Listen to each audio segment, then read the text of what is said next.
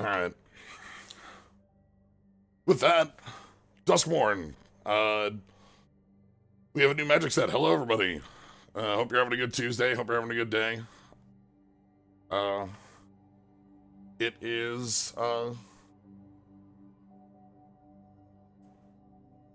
time to take a look at a new magic set that came out on Arena today. It had its pre-release, over the last weekend, is out. And this is a very stark difference from the set that we just came off of, Bloomborough. Bloomborough being our animal folk zone. This is our, as our subtitle says, House of Horror. Duskmourn here specifically is differentiating itself from Innistrad, which is the first set of a comparison. Innistrad is your, like, creature feature. Like, world, like, again, like, Innistrad's horror is, vampires and werewolves and ghosts and, if I were to pull up the Dark Universe tweet, that sort of bit, we'd have all the Universal feature films monsters, whereas Duskmourn's starting point is more Jason Voorhees, Michael Myers, forward-esque stuff. As a bit of a starting point, we have a bit more of an '80s pastiche that we're looking at within the house itself. We have a manor we're going through, but the set also plays a lot more into just specifically like fear and terror and like things beyond belief. You can see the architecture as its own thing. We'll get into what this setting is in just a moment. But that's where Duskmourn lives, is that it's trying to play a spookier line in a different manner to Innistrad, in different ways.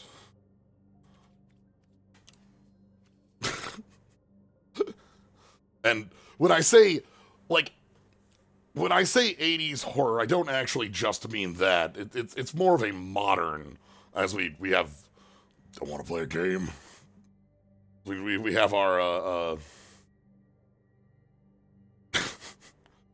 jigsaw bit in here as well. Let's quick start in collection. Before we get into setting and stuff, let's actually just quick touch on mechanical identity, because I think that's an important place to start. And then from the cards we pull up for mechanical identity, we can take a look at what is our look and flavor. Calm down now. I guess we go look at flavor first, and then we go into mechanical identity. I planned on doing the story stuff last. I didn't plan the rest of this. Anyway, Duskmourn. What is Duskmourn? Duskmourn is a set that takes place in one giant house. The house has consumed the entirety of the plane. And you might think, Jens, what the hell are you talking about? Well, literally, the entire house is, I want to find, let me go to the lands. That actually will be a really good way to show this off. This is a plane that when we get, I'll talk more when we talk about the story side of things, but it's literally, effectively we have a house that's grown and consumed and grown to be everything that exists. You can see this, we have our campsite here that has just these like floating windows to remind you you're still the indoors. Same with the flood farm verge. You can see like weird, I wish every TCG had Master Duel's thing where I can zoom in on art. Like, I think this is as close as I can get. I want to get closer on it. But yeah, our setting is, and we have these really like wonderful pieces of art for our land sets, showing off the different ways that what can be indoors while still being a blue-black land. And you can see like there's a set of staircases leading up through this area. We've got like a lot of windows in the background as we see this dusky room.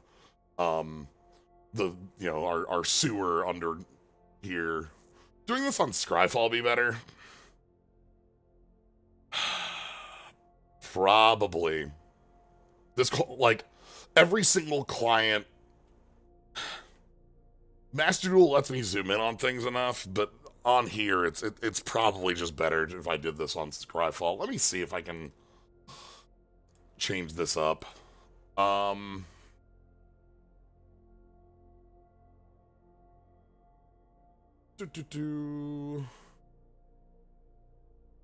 right, 1 second. I gotta like adjust some. All right, just a little bit of an audible on this.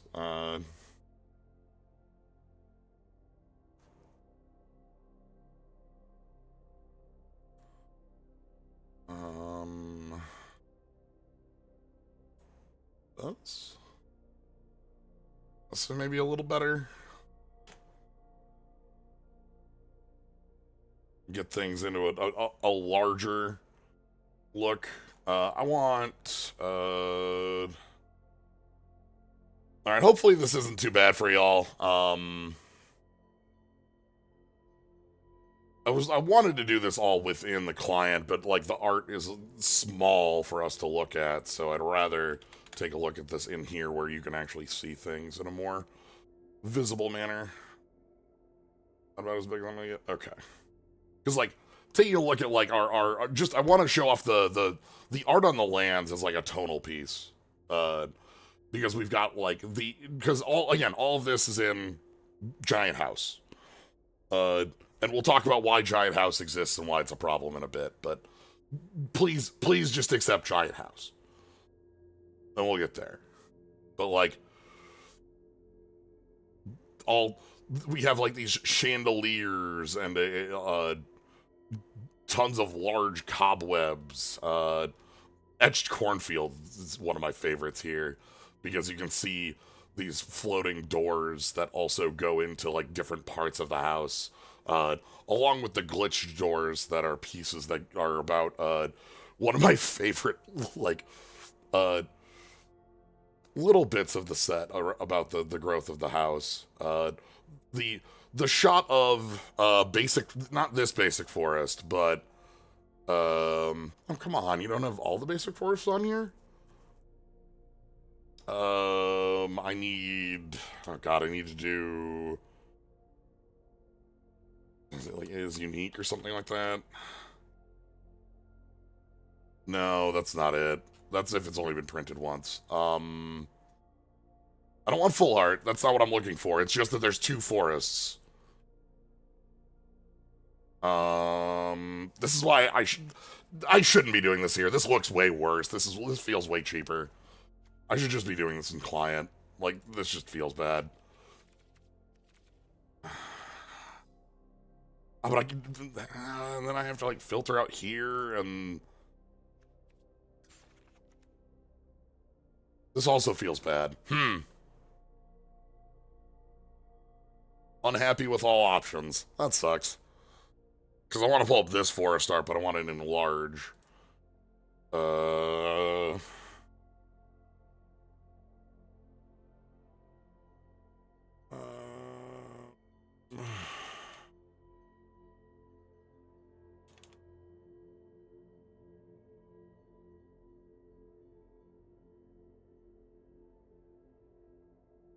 Unique prints. Let me.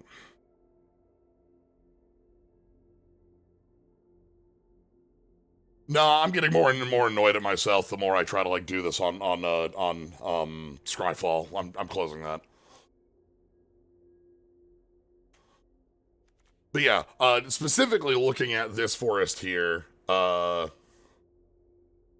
Yeah, I need like an image slideshow, and I'm currently in the middle of the stream, sadly, rather than before it, so I've already flubbed that piece. Uh, that's fine. Duskmourn. Duskmourn.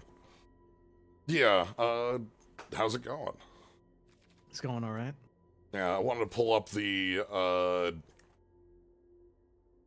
specific art pieces for, a lot of the lands in here that show off are, like, the feel of a lot of the like, house that we have here. Yeah. I do appreciate these from an odd perspective of, well, it's always been kind of true that you can just kind of, you can say that this is metaphorically a plains, you know? You've always been able to do that. For this one, it is purely metaphor. You cannot describe this as a plains actually in any realistic way. Well, that's been true for 25 years, so I know, I'm but fine like with the vast that. majority of them are actually plain. Like the you, lands. you ever seen the long post about Island? Huh. Just mainly just needs to have some water on there. Yeah, like what isn't an island, and like you can go back to like Odyssey, and it's like that's a river, like. Mm-hmm. So, yeah, Ravnica is a good place for that. In original Ravnica, you just have like, you know, cityscape in all 5 of your setups. So, but yeah,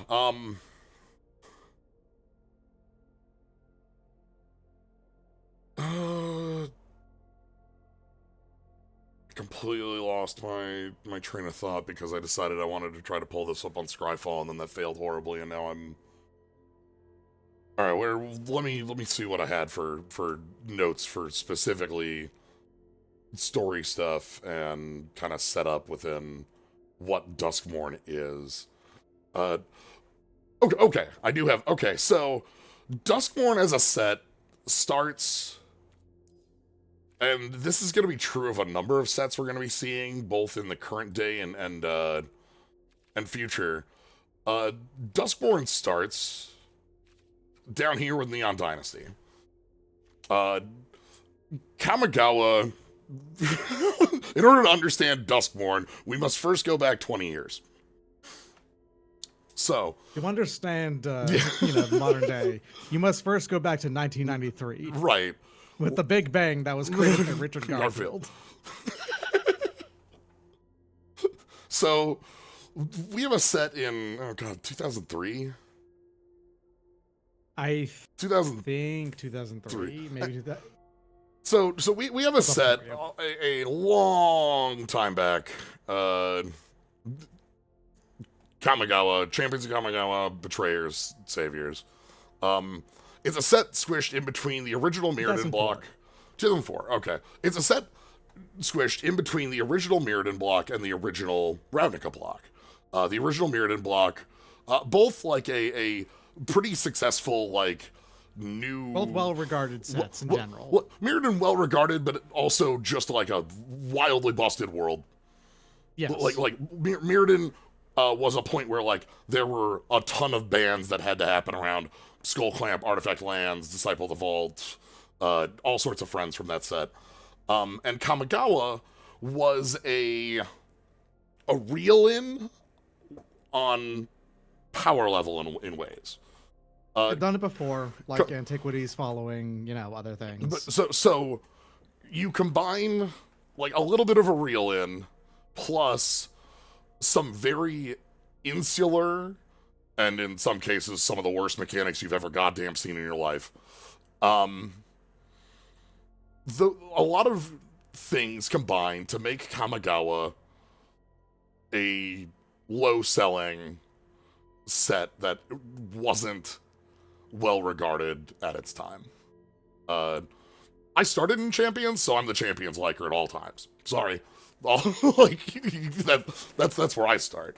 But as we get to a point in Magic, let's say 2010, 2013, where we're doing returns to Plains, we're at Scars of Mirrodin, we're at Return to Ravnica, and question comes up like, yo, like, Kamigawa's a really unique place. Like, nothing's like Kamigawa.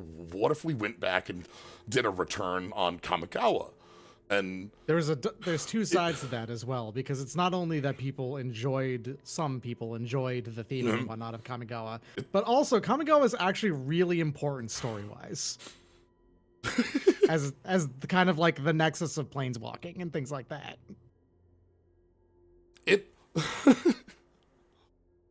It's its own little bubble, and that's unique for it, especially at its time. Like, even Mirrodin is actually a sequel setting of sort to Onslaught and Odyssey, because it's Karn using the Mirari from those sets, and then Karn from etc. So Kamigawa is also its own little unique bubble for the first bit there. Yeah, it was a flashback set. It happened before technically everything that happens in Kamigawa happens before almost everything in the story, except for the things that go super far back, like the Thrawn stuff. Yeah. So, for a long time, there's a lot of there's a number of folks asking, like, hey, can we come back to Kamigawa? And the answer that gets thrown around very, very, like, all the time, you can find a ton of Rosewater posts on this and talk about it in, like, what's the storm scale article, but not for... There's a specific... Rabaya, yeah, which is the Rabaya scale. Rabaya, the definite plane that we absolutely made Arabian Nights in. Please, this wasn't us backboarding it. It was. This is nobody's actually pretending that. There's not a person in the world that's actually... There's nobody actually saying that. But... Kamigawa was very high up there on the we're not revisiting this, not only for like mechanical reasons, but like flavor reasons as well. It was a very the setting and feel of Kamigawa is also a very unique place that like it's like, okay, should we and can we do more with this?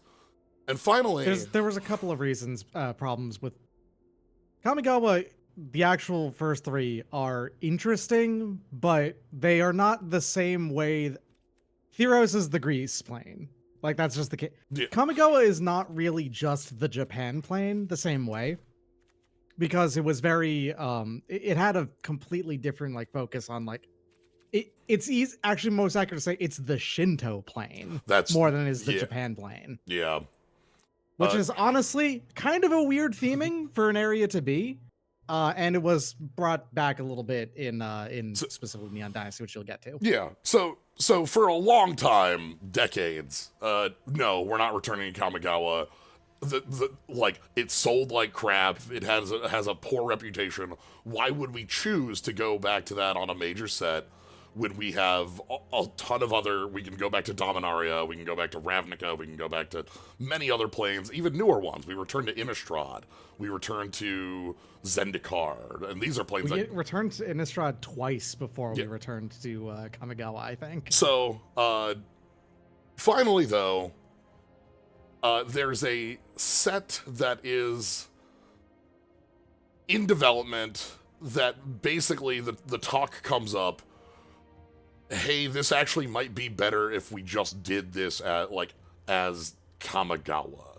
And we decide, okay, I'm kind of crushing here, but we finally do come to the idea, you know what, let's give it a shot. We have we have an idea for a set that's going to be like a more cyberpunk set is the immediate setup you can see on and that comes through on I'll get to blue because that's where you're gonna find a lot more of the visuals that fit this. Modern Age is a good one. And it's like, well, why not just have this be Kamigawa? And so we take that, we combine that with a like modern day versus like the ancient history of this, again, as you said, very old setting, because in our modern setting it's hundreds and hundreds of years later, and it's 4,000 years later.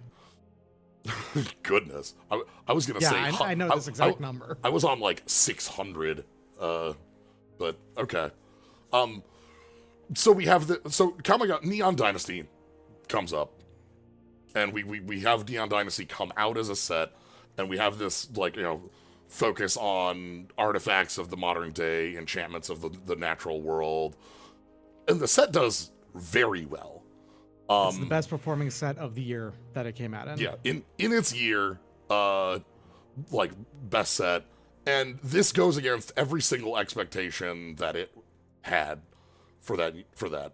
Like the reason we didn't touch Kamigawa, the reason we didn't touch very, unique settings is because we think, oh, well, that's just gonna, like, this is, spending all this time on a set and setting that's going to fail because we know it did in the past.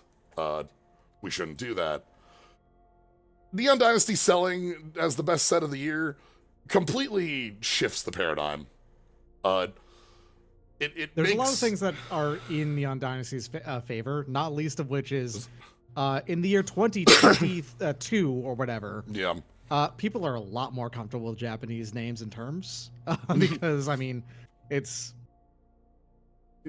just all over the place now in comparison, right? Like, so the name problems thing wouldn't have come up nearly as badly as they did before.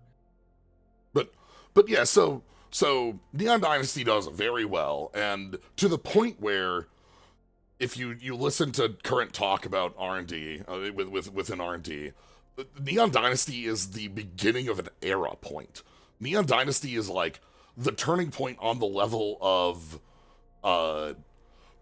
like Invasion, or like a turning point on the level of like, this is Wilds of Eldraine is one of these, where it's a point where all of a sudden design ideals shift. And the idea that comes up out of Neon Dynasty is, maybe we don't need to be so scared to do a plane that feels out of focus for what we think Magic looks like. Maybe we don't need to, maybe we can be a lot more, like maybe we can do more radical things with Magic. We don't have to have everything be a real life equivalent in fantasy, basically. Yeah, everything doesn't need to be elf and goblin and merfolk, and these are the only things that can exist. And so, from this, the idea comes out, you know what? Let's be more experimental. Let's throw more darts. Let's throw more. God, every single person in the chat is the most like cynical person I've ever met. Also, it also is during an era when your Magic is doing the best it's ever been done. So like, they have more leeway to do things like this too, on top of everything else. Yeah. So, and I guess, funnily, the last year's set that was the most successful was the one that was very,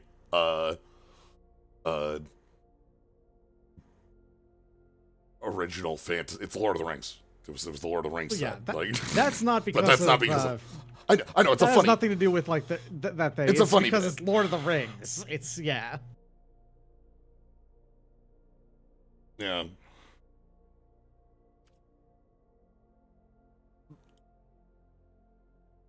Lord of the Rings, But so the idea comes like, okay, what if we're just a little bit like, what if like both aesthetically and like mechanically we can go a little further out to what we can do. We decide not to just have our settings all like Theros and Tarkir and like some of the more modern ones in Eldraine still all feel like a fantasy like world through a lens rather than like something completely different like what we have with like Bloomburrow. And that's where we get to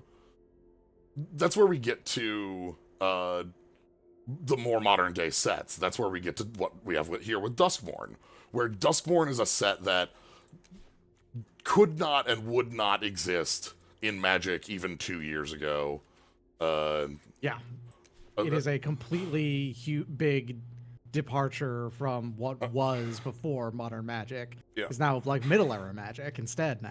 So So, yeah, because we have things like more, talking about it as horror like ideals from the 80s forward, starting as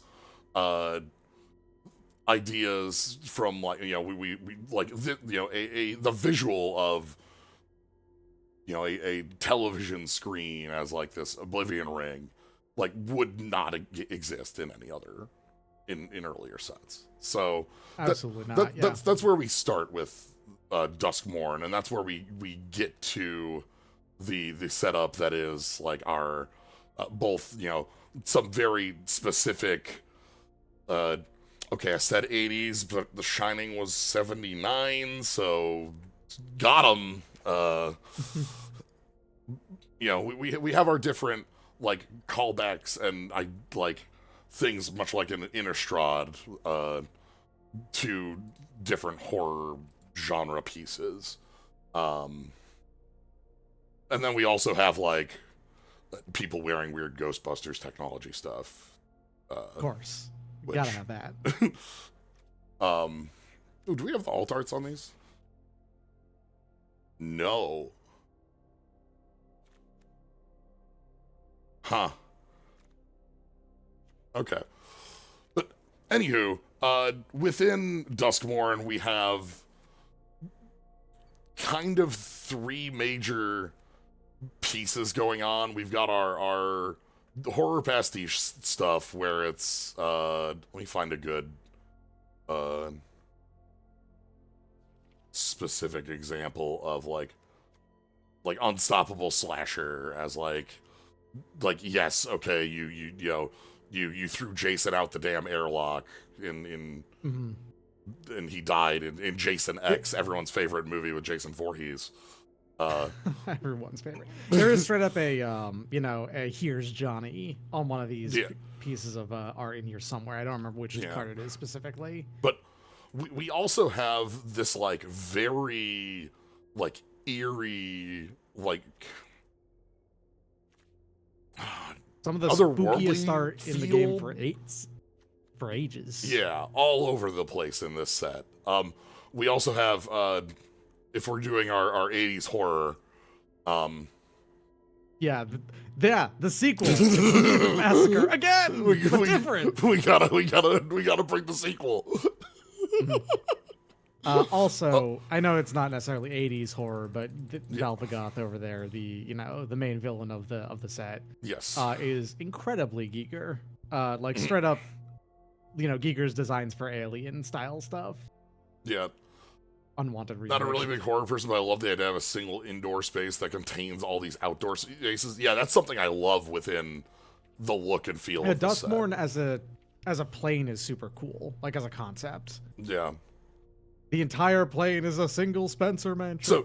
So to quick touch on that, let me find, where are you?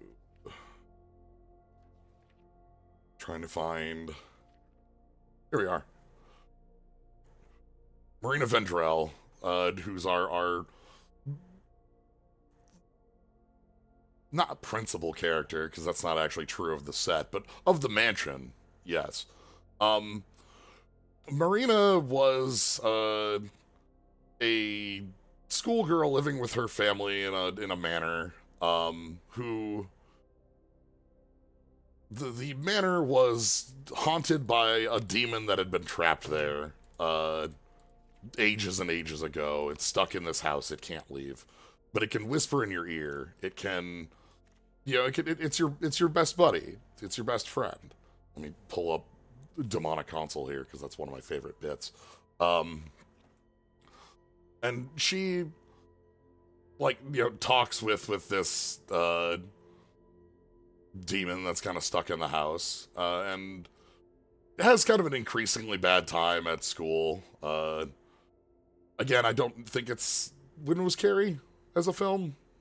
Is that it? Anyway,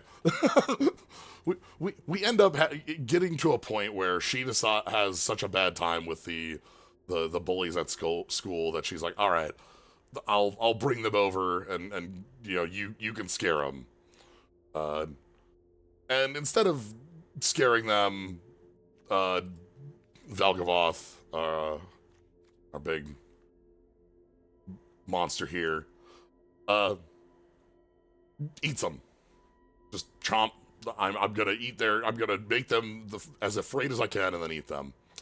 The next day, the mansion is 3 times the size as it was. It's now overtaken the neighbors. 76, by the way. Okay, thank you.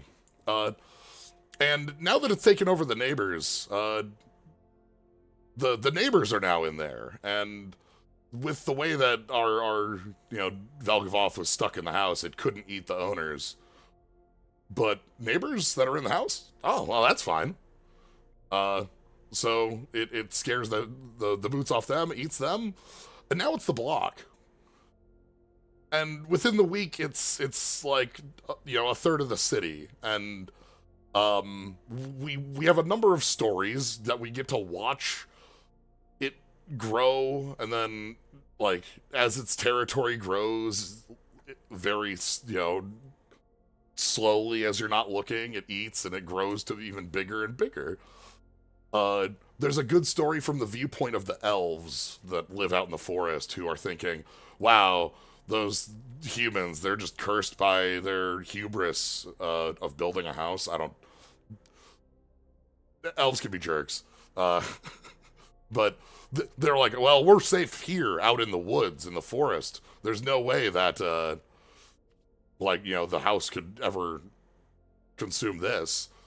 Until one day it has. Until one day, there's a door out in the woods, and again, if I pull up our basic land filter, boop, boop. No cards can be found in that, huh? Yeah. And still suddenly, the sun is gone, and all there is a big window in the sky. So, it's a very good, like, the stories written for this set are quite strong. Marina still sees the world as it was rather than as it is. That's why she has like a bubble of everything's fine. It's great. Don't worry about it. Yeah. Oh, well, while I'm here, this is probably a good time to look at mechanics for the set. There's a couple that are really easy to touch on. Let me find... Hello, it's Delirium. Perfect choice for anything like this. Yep. Delirium. Yeah. Delirium in here. We've got you need 4 card types in your graveyard, and you get a bonus. This works. This was in Innistrad 2nd.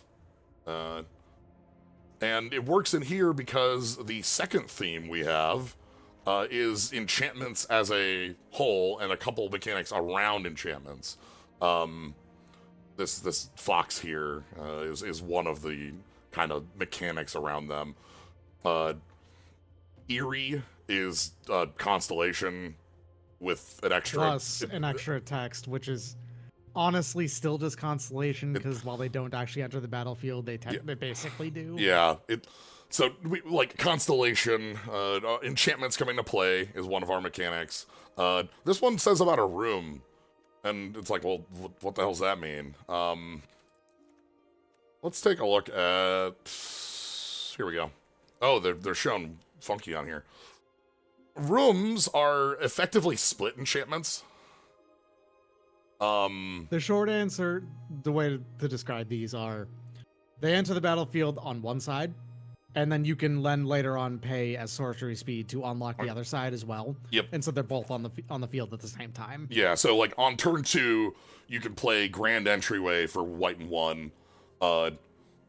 It comes in, it opens, and you get the text on that side.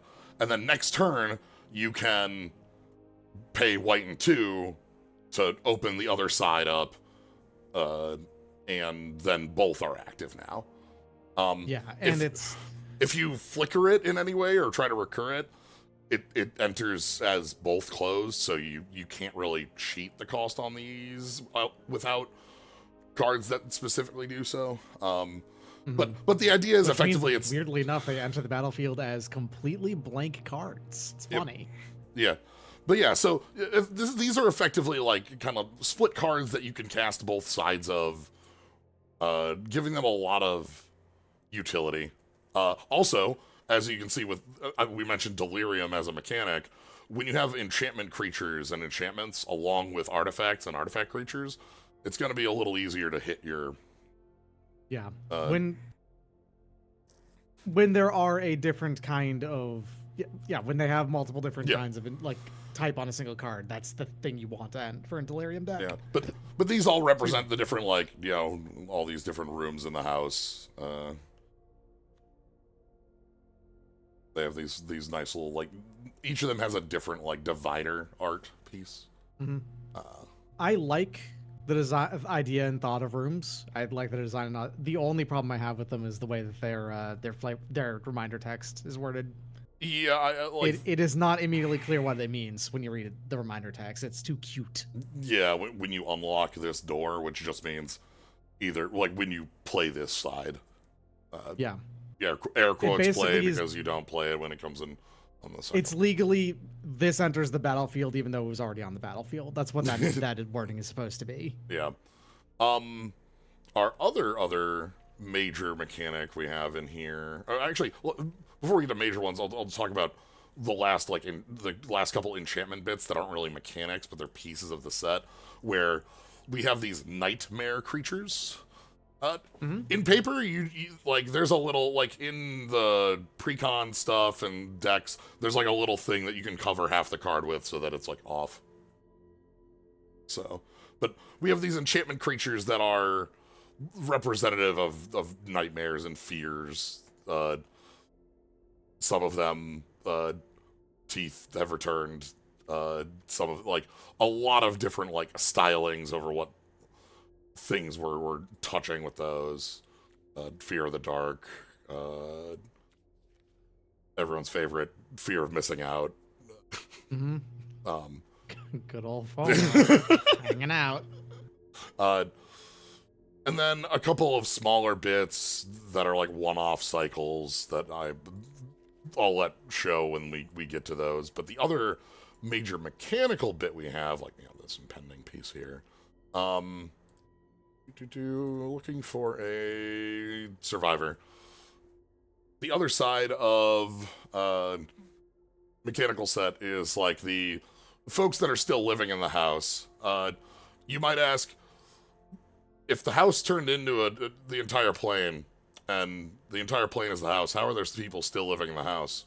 And I would respond to you, if vampires took over the world, humans still need to live, right? Like, they got to have something to eat. If the house were to eat everyone who lives on the plane, there's nothing left. Then it would run out of things to eat. Yeah. The major problem that is presented within the set is that the house, Velgavoth, this big moth demon, has learned about other planes. Yep. Which, well, if there's more places to go, then, oh, here's our... That's... May as well eat them all then, isn't it? Yeah, let's keep going. Get going. Oh, I didn't even touch on Manifest Dread, which there's a more appropriate card to touch on. Oh, yeah, sure. Just go one up. Yeah, you're right. I saw Here's Johnny, and then yeah, you're right, but also... Gotta love a card where its rules text is just its name. Full Metal Alchemist, like Full Metal Alchemist.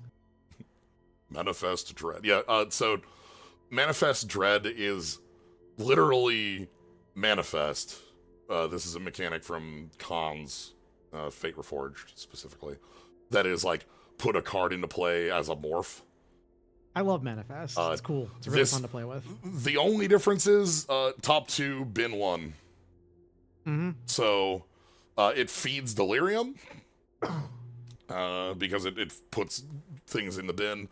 And then, like with Manifest Original, you can pay the mana cost of the creature to flip it up if it's like. Yeah, because you have a bit of selection here on the top two, you can bin one and put one on. That means you have a more likely chance of hitting a creature with these. In an original design, this was top 3, and then it bottomed the rest. There's a good old skeleton hanging out there. Yeah. Yeah. There's bones hanging out in that. But yeah, as I mentioned, survival is just like it. The idea is you made it through combat. The technical is you're tapped at the beginning of main 2. Which may be because combat happened, but it also may be because everyone got into the car. Or everyone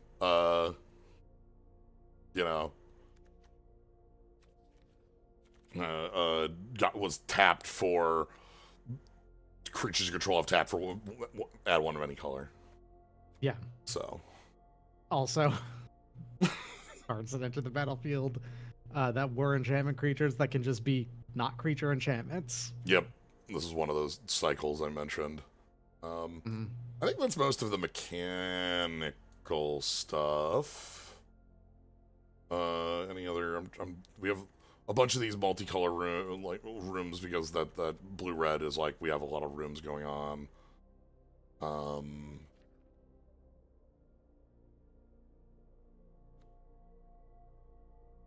Baseball bat. Baseball. We got prime numbers. Yep. We got again. Oh, this is actually one of my favorite like bits about the plane. So the house ate the plane. It consumed everything. It grew and it grew, and now it's everything. This includes like the afterlife. Yep. Like it grew to the point that like the spirit realm, King Kai's house was also eaten. So they've justified before that afterlives are actually plane specific. That's come up a ton of times in Magic. Theros is your biggest example of that. With its very specific afterlife.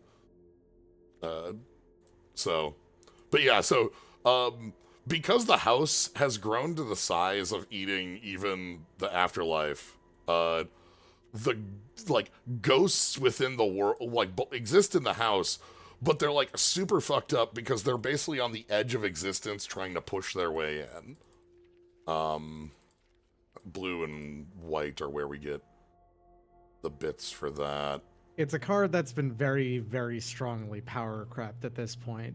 But you gotta love the fact that they just printed murder in this set. Yeah. Trying to find a good ghost one. Because this is the good ghost, which is the friendly ghost. But like, I want like, I want weird ghost, not alien. Alien isn't the ghost I'm after. Not piranha. Yeah, here we are. This is a weird fucked up ghost. So got the old sideways face. Yeah. But yeah, we do have just flat murder. With its Psycho, the film, art. The shot. Like that there's a lot of the shots in that film, but the shot. The shower scene. Yeah, because there's a lot of others I can think immediately. I'm thinking of that film, but anyway. Oh, there's one other. The one last bit with the enchantments is that there's also like these glimmers where like these are like a play on like a glimmer of hope. These are like spirits glimpses of. These are like your used to be like. Well, these are like your you have your spirit that this is a stand. This is your stand. This is somebody's stand. Gotcha. And the stand is as powerful as your hope still is. So like we have a lot of these that like little tiny surveyor here. Combination standard persona. But yeah, we have a lot of these. These represent like fighting off the monsters with the power of this cat. Strong cat. The last thing I wanted to touch on was the kind of specific narrative that we have. I mentioned that we have a number of characters returning in this set. I'm gonna turn off the set filter so I can show off. So, Nashi is our I can't say main character, but kind of our inciting character. Nashi is the adopted kid of Tamio. Tamio's adopted a few kids, and he's been through some stuff as of recently, as we can see on like Moon's Legacy. Also was okay. Tamio is one of the characters that in March of the Machine singular and the whole Phyrexian bit that was the earliest like to be Phyrexianized, to be completed, and was just killed. There wasn't a way of like, okay, around this. The Wanderer ended up having to kill Tamio. But Tamio's magic is in stories. Tamio has the coolest goddamn magic. In that she could like read a story to recreate the magic of the story. She could read the story of Sarah's realm being raised by the Phyrexians and collapsed by Urza to reenact that action. Like, so Tamio stuck around basically as a ghost of her own story. One of her scrolls is just her life's story. And so she's still been around as like a data ghost. And Nashi really hasn't processed her death. Nashi goes and hangs out in cowboy time, as everyone did for a couple months. It was just the thing everyone did for a while, was cowboy time. Comes back and finds that Tamio's scroll that contains her life is just missing. It's gone. Searches for quite some time to find it, and hears her on the other side of a weird door. That wasn't there before. What's going on with that? And so Nashi and some friends go into that door into Duskmourn to go find Tamio. Doesn't go well. Gets lost. We don't know where Nashi is. So we recruit a squad to go find Nashi. A number of friends. Of Nashi from March of the Machine to go find him, and also Tamio. Let's go Kaito. Kaito's our first of these. Kaito is a planeswalker that we've had around from Neon Dynasty. He has a little like cyber Tanuki, like not spirit, but like a kami. Anyway, we pull in Kaito, who is still a planeswalker. We have Kaito's card here.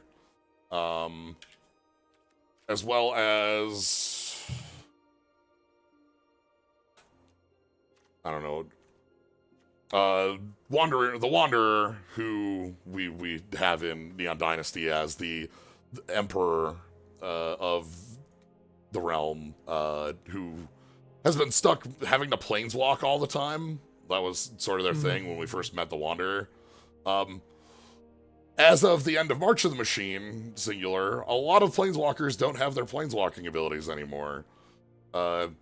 Which is... Most of them are kind of beat up about this. Wander loves it. Can't get enough Yeah, of it. Wander now can, like, actually, you know, be on Kamigawa where she wants to be. Yeah. She at the time, she's been traveling Kamigawa, the whole of the realm, because she hasn't been able to be there. She isn't currently ruling, you know, from Iganjo, because she's traveling the realm first. But she does want to find Nashi there, especially because she feels she's the one who killed Tamio in the end. So, you know, if her already being Phyrexian Eye is not going to throw the blame on her for dealing the killing blow there. We also have Oh, Tyvar is still around. yeah, Right. Tyvar. Tyvar is pretty dang great in this set.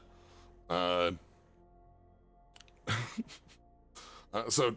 Tyvar is the brother of the king of the elves on Kaldheim. We have from our And he's a buff meathead, and it's yeah, great. yeah. He has the ability to like shape shift his body into like whatever material he's near, basically. On Mirrodin, he, like, when we were doing all will be one stuff, that's like the hex gold plating you can see on him there. But we've got him to help out. Again, we're kind of pulling in friends from March of the Machine. The short answer is they kind of built a horror movie cast out of pre-existing characters. Basically. And Tyvar is the big tough guy of the Yeah. group. Which then to round out our... Not round out, we're not done yet. But Simone gets to fall into our nerd of the cast. Yeah. Simone here is from... It's good that they put in a reminder of what cards, what numbers are prime, because you're going to get so many people arguing that 1 is prime.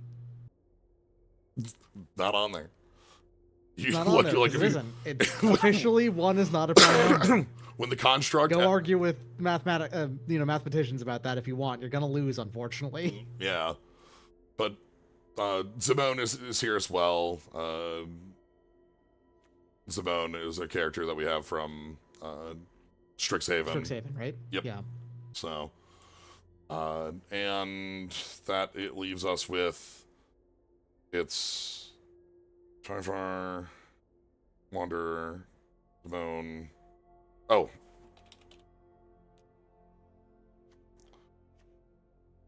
So Nico is the last of our characters that we pull in for this. Nico, another planeswalker who no longer has their spark. They have like specifically like these mirror powers. They have these shards that they can create and that they can use as weapons that they have full control over the flight of. They have an interesting thing where I think the first Nico card was the first thing to generate token enchantments. Yes. I think, right? Yeah. Nico is a character who was born on Theros and is a huge hater of the idea of like fate and destiny, which is all over. Which is so they not a big fan of that. They end up. They even just got a new god back an old god back about that, and like no, they can't deal with that. That's not good. So, but yeah, no, they're here and they're one of our cast we're gonna have going into the Haunted Mansion.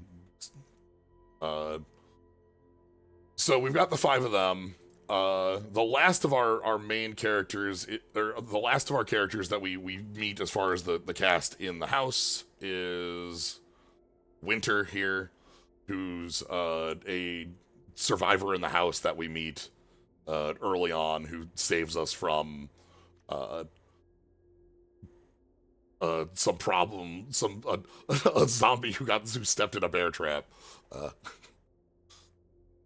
But they are our last of our like main party around.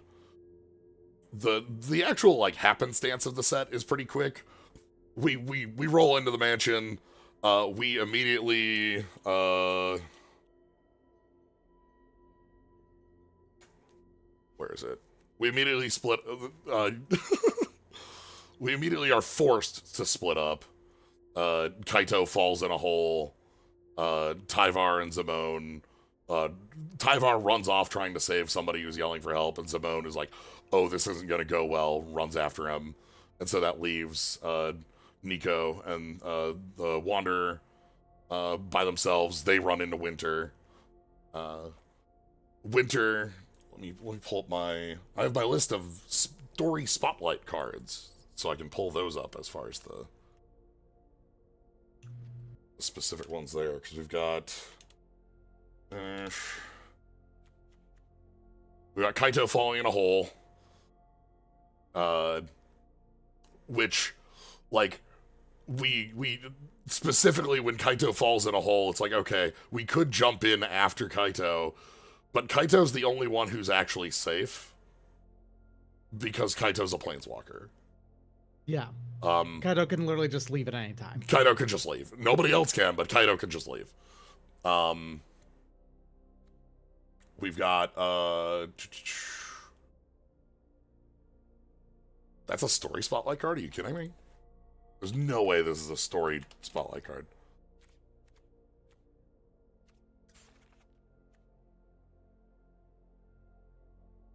Sure, somebody really wanted the point that we're doing a return to cons noted when they put this one on the list. Whatever. That's fine. But we have Winter helping out Nico and the Wanderer as they go through the manor, and then Corden.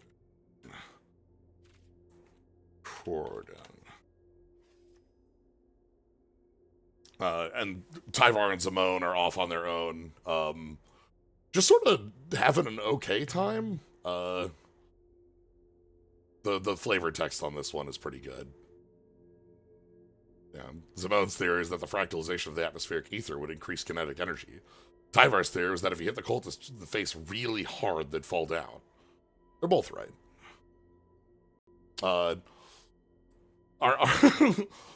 Yeah, behold the power of math, Tyvar yelled as he punched the cultist in the face. The kind of thing we have going on here is that Tyvar figures out that he can kind of cloak himself by turning himself into, like, pieces of the house. But doing that is a really, really terrible idea, because the house is a demon, and you just put yourself into the demon. So you can only do that so long before things go bad. Entire building is demons. Yes. Sorry, entire building is demon. Demon singular. Let me pull up. Valgo. I think it's is it Valgo or Velvagoth? Or am I not? Valgavoth? I'm in blue. Okay, that's why I didn't. It was Velga. Okay, it's Valgavoth. I had it right the first time. I was just in blue. Okay.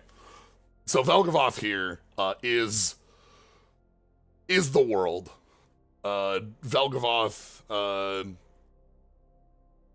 has a really cool card. I like this, especially with Black White in the set has reanimation as one of its main bits.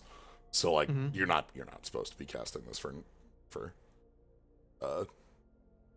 For 9. But yeah, Velgavoth is the entirety of the house, but also being the entirety of the house, it doesn't it sees and kind of knows it is the whole house, but it doesn't have focus on everything at all times. So still a sentient being and can't look at everything all at once. So you just don't want to draw its attention. That's how the survivors live. We have this big I'm gonna pull up some of the black white cards, because we have this like really big like moth motif for Velgavoth, and like that's kind of like the eyes of the house. It shows up on a lot of the different like art pieces, more so on our like cultists, especially here. So, you know, calling out this cocoon. I think also Manifest Dread, the manifests in question are supposed to be like cocoons that they burst from. Yeah. So we get to the point where I need to find a specific blue card because hey everybody, Jace is here. So Kaito is alone going through the house, turns a corner, sees Jace.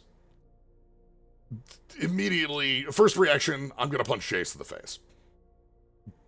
Standard Jace reaction. Their last reaction, their last interaction was Jace being turned into a Phyrexian, whose last decision before that is, I'm gonna blow up, New Phyrexia and every plane attached to it. People not very happy about this, because they live there. Jace gets stabbed, and dies. He ends up using. We went through that all in we go through all of this in Thunder Junction, actually, is where all that story is. But he gets stabbed by a sword of Halo, which is not an Energy Sword Sunday sword, but it might as well be Energy Sword Sunday sword. Let's say it's an Energy Sword Sunday sword. He gets stabbed by a Halo sword. But point being is he's back and he has like a kind of a thing going on where he stole a small child out of a vault in the middle of the desert, him and Vraska, and now they're raising this kid. But he's sort of stuck here on the house because Vraska and Lute, the small child, are also stuck here. Bad times for everybody. Nobody really likes being in the haunted house. We have a conversation with Kaito and Jace. Jace ends up abandoning Kaito to like a trap they fall in so that he can go save Vraska and Lute. Kaito, very pissed about being abandoned, planes walks away because that's all he's got left. He just leaves. Not happy about it, but he's the only one who can, so it's not that bad. We get to the point where we finally find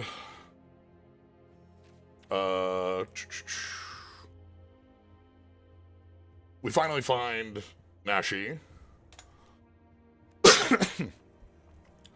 And we use the Nico's cool powers to save him. Basically putting somebody in the little shard of glass to keep them safe from a thing. You can see this like gives hexproof, and it's a neat little card. So we find Nashi. We need to find Tamio. We find Tamio's story, which is this scroll here. And there's a whole bit of cultists around it. And also just Velgavoth, who is specifically here for Tamio, because Tamio knows everything about all these other planes. And Velgavoth really interested in that. Like, damn. The second time that an antagonist in the story, it's like, oh yeah, Tamio is exactly the way we're gonna make our way off the plane. Yeah. Quite literally the second time this has happened, because completing a planeswalker was a big important step for Phyrexia. So at that point, Winter, our new friend, ends up betraying everybody, selling them out to Velgavoth, so that he can leave. He just wants to leave. He wants out. Velgavoth's like, all right, cool. You brought everybody. You brought Nashi and folks to me. That's great. Here's a door. Here's a door to Innistrad. You're free to go. Just go. It's fine. You're cool. Which hilarious. The only possible place to have been a side grade to where he currently is. Right. He's like, all right, cool. Goes to leave. That's the point where Tyvar and Zimone show up, throw everything into problems, which is on the X spell. Yeah, this is our big. All right, we're dealing with Valgavoth. It's going very badly. Valgavoth's the entire plane. Oh, we're not winning this. This card's. I'm gonna make a commander deck based around this card, and then I'm going to kill myself by playing it. You play this and mill yourself 20 cards, and whoops. Yeah. Oh, that, and then I remember. Oh shit, that gets rid of 40 cards. Yep. So we try to deal with the fact that we're fighting or get Tamiyo out of there. We don't have an exit strategy, and we also are fighting a plane. None of this is good. It's not. It's basically not working at all. We're doing okay, but like, what we actually need to do is get out. Kaito, who planeswalked out, uses a bit of the house that he had plus some other nonsense to be able to basically make a path out of into and out of the building plane back to Ravnica. So Whale can get the hell out of here. That's our answer, is we're leaving. At which point, we grab Tamiyo's scroll, and here's our really great art with Gnashing and Tamiyo. Ooh, and all the moths in the back of it too. I like this one. And we leave Tamiyo's scroll in the blind eternities, in the void between planes, so she's just gone. So Tamiyo has died like 3 times now. This seems to be the last of our Tamiyo dying bits. So yeah, that's our, and with that, everyone gets the hell out of the house. We cut back to Valgavoth, who's like, well, that kind of sucked. I don't like this. Hey, Winter, who didn't get out of there because the fight's was still going on. You sure ain't leaving. That didn't work. I got a new body to feed off of. And we also get a bit of Valgavoth having specifically gotten Jason Vrosko's kid, Loot. Which is important because Loot has a map of all of the planes in his head. Yep. The Omen Path maps. Yeah. They really kind of fucked it pretty bad. Yeah, went pretty bad. Like, Jason Vroska and Loot are having adventures off screen to the side of everything that's going on. We're not seeing any of them. But we're seeing the side of that sort of stuff. So, way to go, Jace. The Duskmourn as a set really kind of feels a bit to me like trying to introduce a new main villain, like, for the overarching story for a bit. And I think it's fine to do that. Like, I think that the plane that is a singular demon is a good idea. Yeah, that kind of thing. I like it, especially. I'm hoping it's less like main focal and more of just like, this is a continual, slowly growing problem we're going to need an answer to. Like, it's not like most of the ones that build up to their own March of the Machine or War of the Spark don't feel as great. But if it's like, if like a year down the line, like we have like all of a sudden it's like, all right, we're near the end of a set, and it's like, what's that door doing over there? And like we keep seeing problems like that. I think like that'll be a fun bit. Mm-hmm.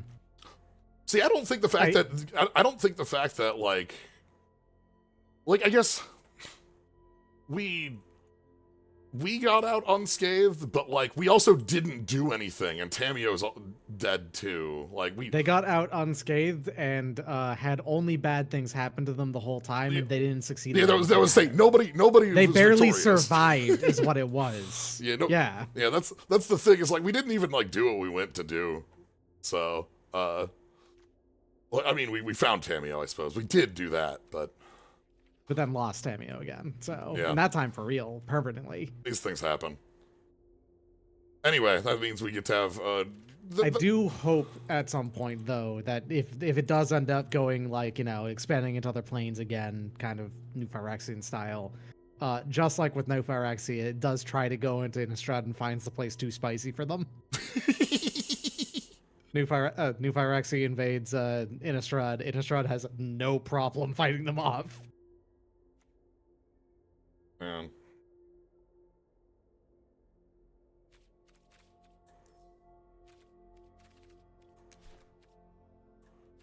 Anywho, I think that's basically everything I want to talk about with the set. Let's go draft. Sounds like a plan. Ooh, that's a good one to pick. It's gonna be a pain in the ass to rate that card. Because it is both a crab and a skeleton. Yeah. I mean, we've already had this problem with Golgari Grave Troll, but still. That's a skeleton, isn't it?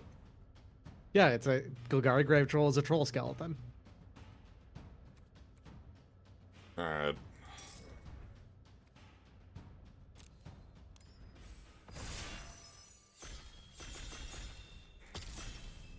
Let's jump on in.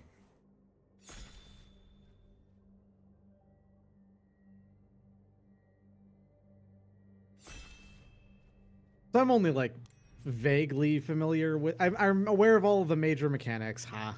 Well, these are pretty reasonable lands. Oh yeah, no, that's a perfectly fine land. All right. It's an island that Main can to lag easily. Okay. Oh, hello. I only say because it's not a direction to go in at all. This is Mana War. Yeah. That's like That's Mana a 2/2 that bounces. That is straight up Mana War. Yeah, that's Mana War.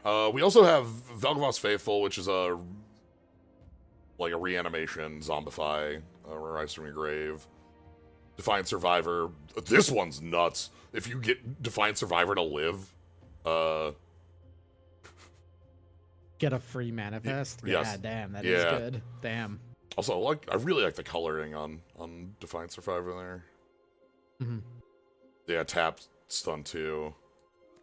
I'm gonna go with Mana Ward, which just stands out. This is a duel that's enchantment land. That's the big thing here.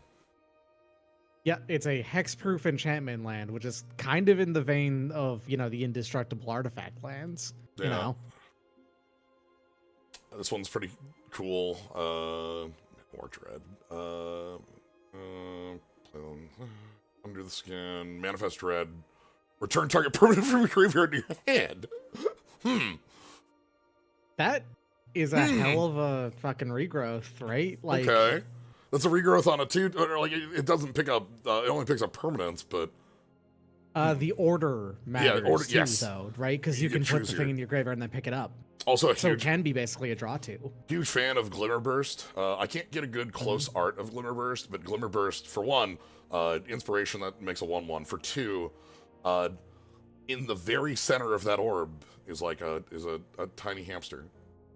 Nice. That is the glimmer of hope that is there for you in your time of need. Is hamster. Yeah. Under the skin in the best case scenario is a draw 2, and I think that's like functionally a draw 2, and I think that's like a fantastic thing to be in a green card for 3. Ooh, I like this one. This one is like enchantment synergies, the card. Yeah. Manifest Dread, or this one is +1/+1 on enchantment. We have just Pyroclasm. It's funny because all those straight up Clasm. Yeah, just Clasm. The hand. This is that enemy from Elden Ring who's there to get you. Oh, Finger Creepers. Yeah. Thinking about like colors that I want to be in. If I want to be in like, I like the blue. I'm not like, I feel like this is slightly more than I don't know. They're both good things, but like blue is They're showing both up good, here. but your blue looks like the singular blue card seems pretty solid, as it. But Ooh. here's a reason to be in green as well, maybe. Or No. Oh no. Sorry. This ain't it. oh, okay, yeah, no, Yep, never mind. that ain't it. Yeah, no, No. that's Sorry. for completely different things. I like the Gremlin Tamer. Again, we got gremlins. This is a hell of a fight spell, or a bite spell, or a bite from hand spell. This thing is a lot. Oh, you can reveal from hand. Yes. To do. Okay. Yeah. It's not given to violence. I go with the Gremlin Tamer and see if I can't get in on like the white blue Enchantment Likers. Sure. It's like Fear of Falling already is one, and hopefully we can find some more stuff that fits in with that. I mean, that's. I feel like this might end up being kind of primo removal, like down the line in the game of Magic. Because it's kind of a white Pongify, you know? Yeah, it's another. We have a lot polymorph. Yeah, we have a lot of different takes on this style of effect, where it's like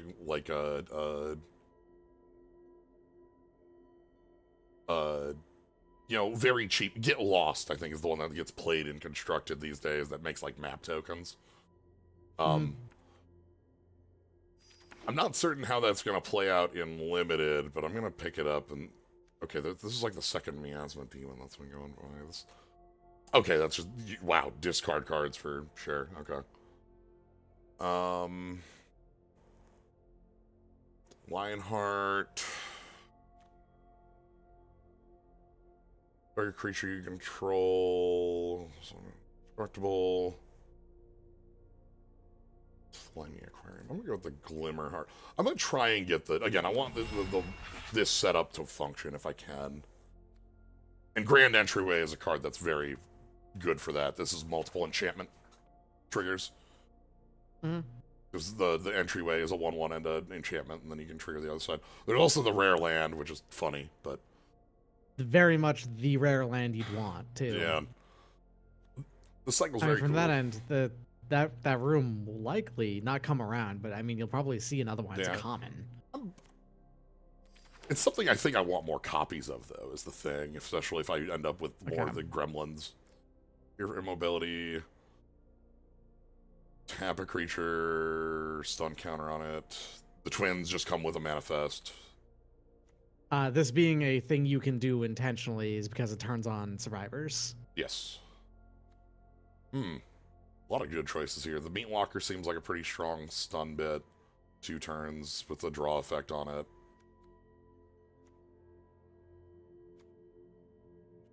I go with the 2 bodies. I know that's not an enchantment, but that is a...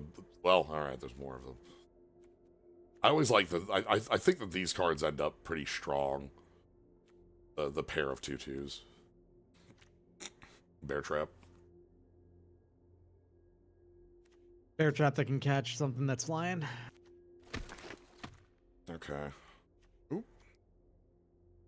Here we can pick up a piece of fixing for us. These lands, by the way, these are the common lands in the set.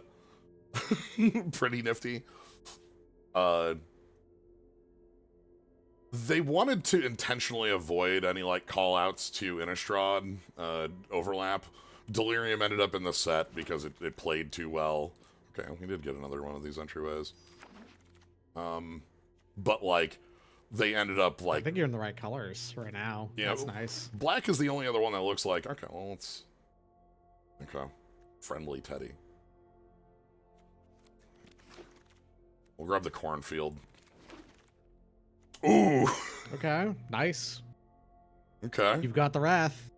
And this is controllable, too. Like, opponent attacks in, I just untap and kill your board, or... Or you attack in, sure, you lose some stuff, but you get to then, you know, Wrath kill their board. Weirdly enough, this is the second artifact equipment that's like a jacket.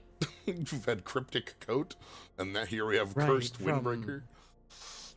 From Murders of Karlov Manor. Yes. I want to say Markov Manor every I know, because we had a set that was, like, defined around the location of Edgar Markov's manor.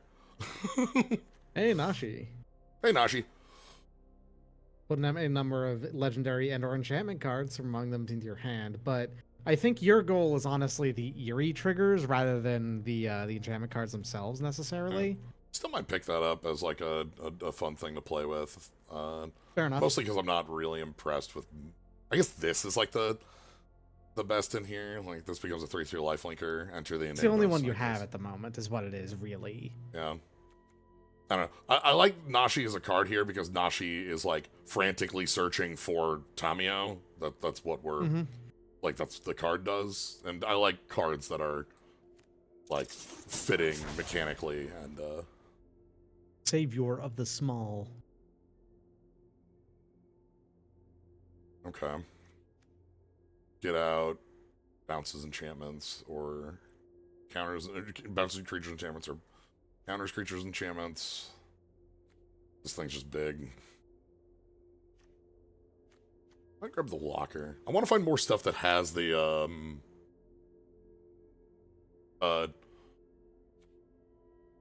that has like the constellation Eerie bits. Yeah. Yeah. Terrible Expanse, which, you know, the world being twists and turns in the house, that's very fitting.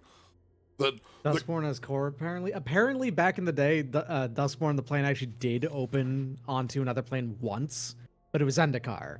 And it doesn't want to spend much time on Zendikar if it can help it. So core being here actually does make sense. Already Manifest Dread, put a card you put into the graveyard. What? Hey, hold on. Hey, now. Well, I fucking made a card that basically does. Okay, hold on. So, I can't do that every time. So, if I play Unnerving Grasp, I put one in the grave, put one into play, and then I pick the one I put in the grave up. Yeah, okay. Yes. I'm in. Solid. Yeah, that does sound pretty damn good. Enchantment Land is actually relevant now. It's true. And it is fixing. It's fixing. We've also got just like another copy of our 4/4 flyer.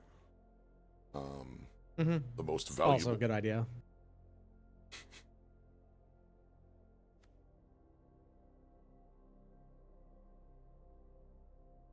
Oh, right, yeah. The premium black enchantment removal card, just straight up. Here's a card that got a lot of folks into heat over that one. Yeah, it's you know, it's like, okay, is black actually going to still be the worst color at removing enchantments, or is that just that card is good enough that it's probably not anymore, is the thing.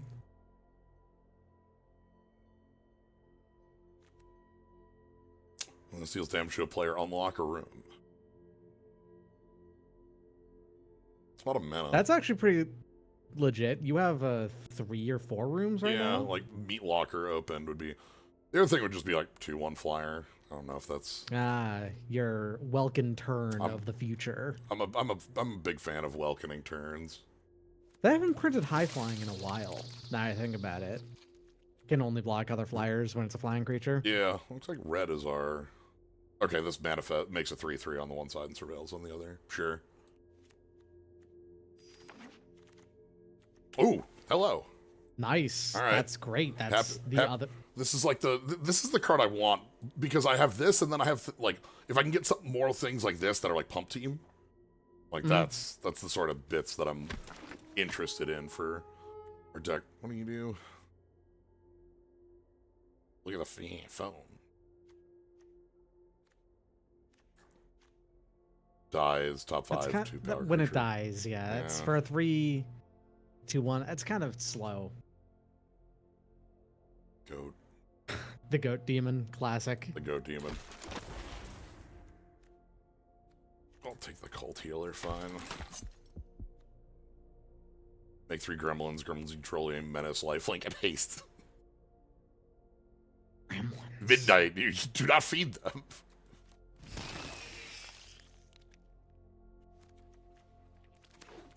Okay.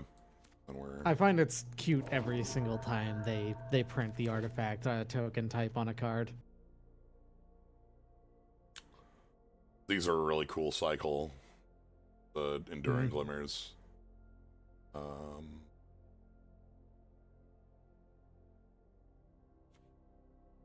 Not a ton in this one that I'm super interested in.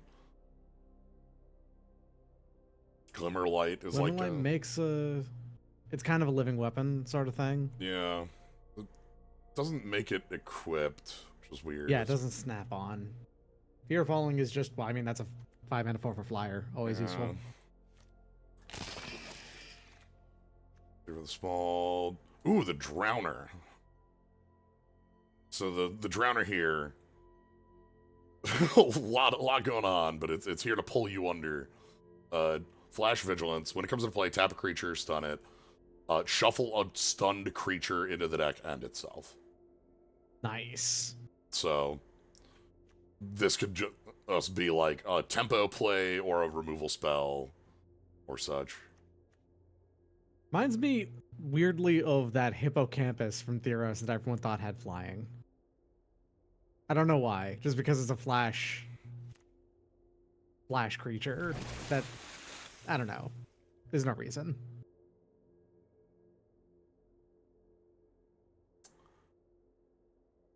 This is the most expensive wow. Ooh.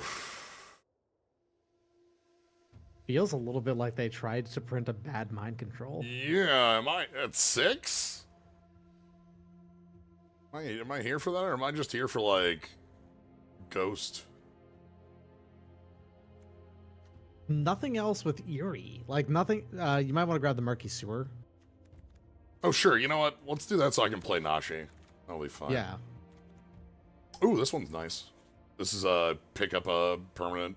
Lets you rebuy on bits. This is actually... Damn, this is the other one I was interested in, What too. does the Unwilling Vessel do? Unwilling Vessel is on Eerie, put a counter on it. When it dies, make a... Ooh, oh, God. That's what I'm saying. Like, that might... I mean, here's the thing. The Fear of Isolation is better for your curve.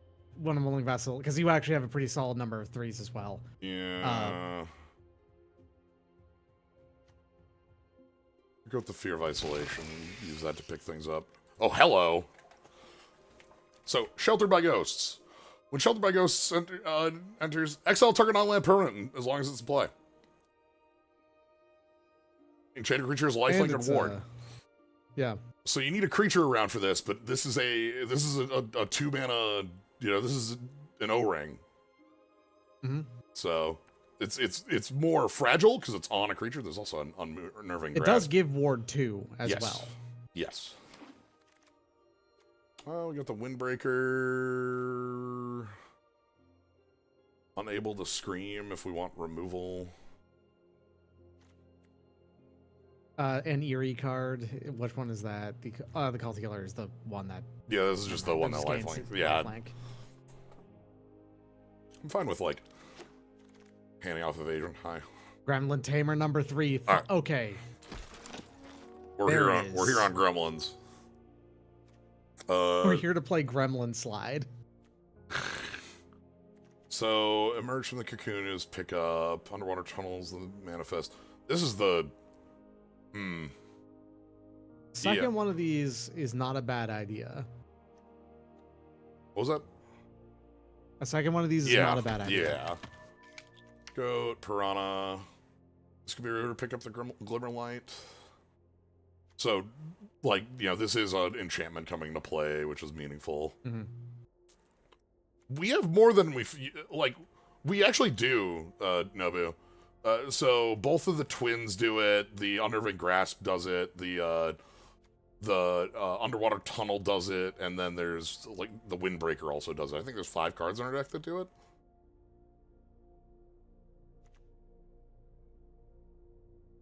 That was very funny. I mean, honestly, now that you... Actually might want... I was thinking, like, yeah, now that you have those two of those. Twist Reality Ooh. might actually be your better option. Nice. That's pretty solid. I like. So the one thing I want. All right. That's got island cycling. Yeah. That's easy to play. All right. But yeah, so I think we've got something like 5 or 6 manifest cards. So I don't feel like let me take a look at that. Because we've got the twins. We've got the coat. We've got grasp. We've got the second side of not meat locker, of tunnel if we want that. And we've got the instant that I picked up, the Twist Reality. Let's put the Gremlin Tamers in. Yeah, all 3 of those go in easily. And because of that, this also fits nicely. Yeah. I would have liked to get, like, another copy of this, actually, just because, like, our Team Pump. It's Team Pump, yeah. Sheltered by Ghosts. We'll play the Wrath because it's easy to make that. We can hopefully make that one-sided. And then, like, things that are enchantments are going to be premium over anything that isn't. Tunnel Surveyor makes enchantment. Fear of Falling, Glimmer Burst, the Tunnel and the Meat Walker are both going to be fine. Put Glimmer Light in there. I don't think I'm going to splash an Ashi. I only have one piece of fixing, so I'm not, like, super in on that. Then from there, it's like Drowner.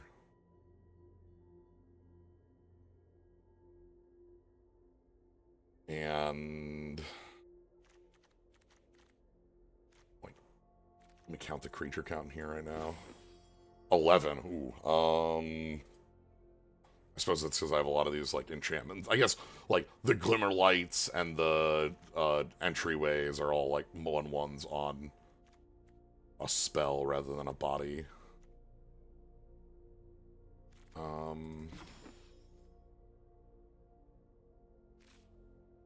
Let's go Paranormal Analyst and...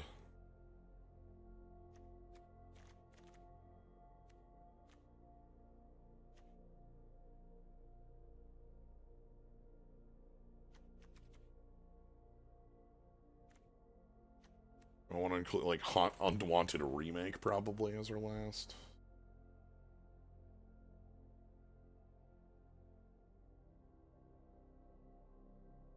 This is removal that I don't want to spend unless it's, like, an emergency.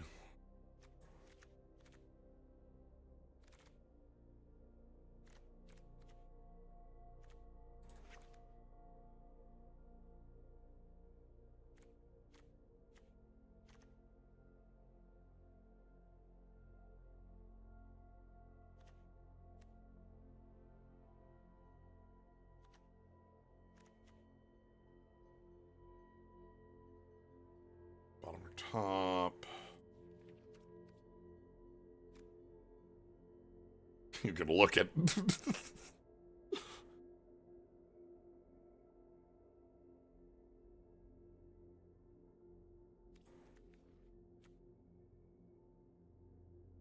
Yeah, I'm thinking I'm thinking Twist or Vanish. I'm gonna Twist. You know, counterspell that I can leave up and make a body at instant speed.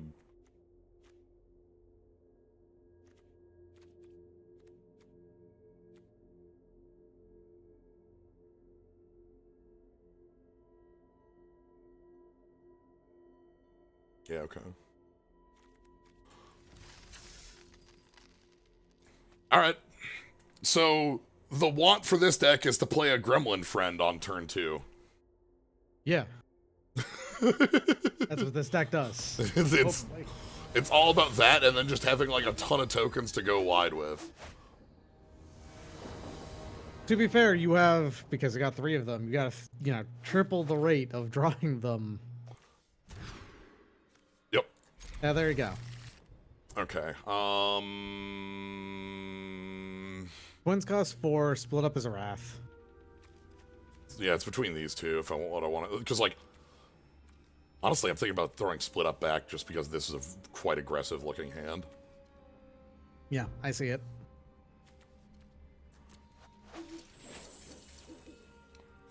Gremlin Tamer, fun card for making infinites that tie the game, because it if you make the tokens that it makes, enchantments, that's it. There's no May. Huh. It just goes.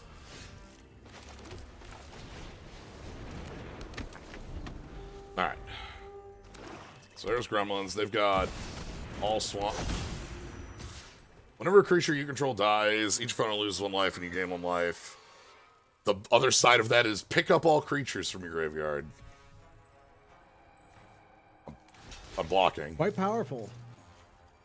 Okay, so it has a lock on it to show you that it's not active when you look at it over there. Alright.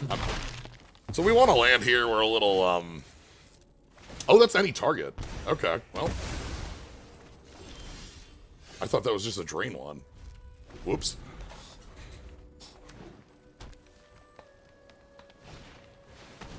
We're having other problems right now, though? Okay. So let's go... This is a 4-2, and dies you gain... Well, if we can tunnel surveil.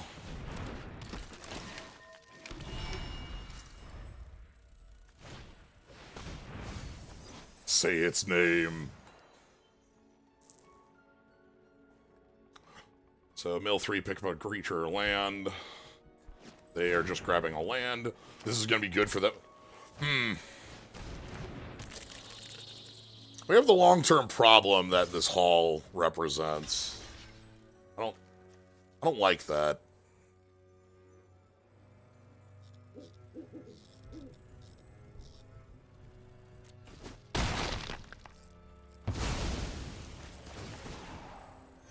Okay, drain.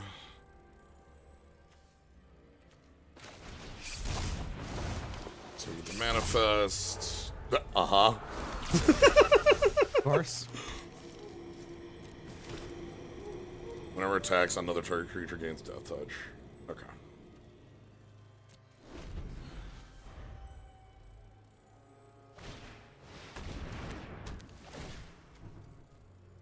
Search for a basic, put it into play tapped. Okay, what's the other side on this?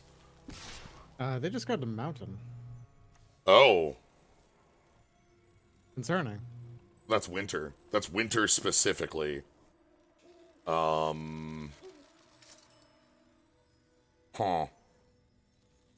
So, the return everything from your grave to the battlefield, that's a 8? 8. 8. Yeah.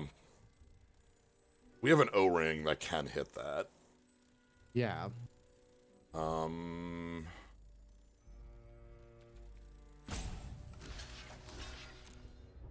It sucks making, like, trades on this board knowing that they have a pick up everything, because we're not going fast enough, you know? Mm-hmm. But yeah, Winter's card is the 3-color one. Okay, well. There it is. Okay. That's the O-ring you were looking for. So we don't need to do it yet. You probably will end up wanting to do it next turn, but you don't have to do it yet. Yeah. Basically, I don't want to do it until they hit their 7th land. Mm-hmm. Once they have their 7th land, then we're in for it.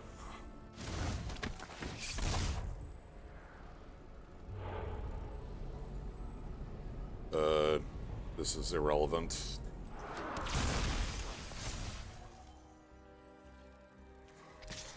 Okay. They're holding some sort of removal spell. Alright! At the beginning of your upkeep, each player draws 2 cards. Delirium, your opponent's max hand size is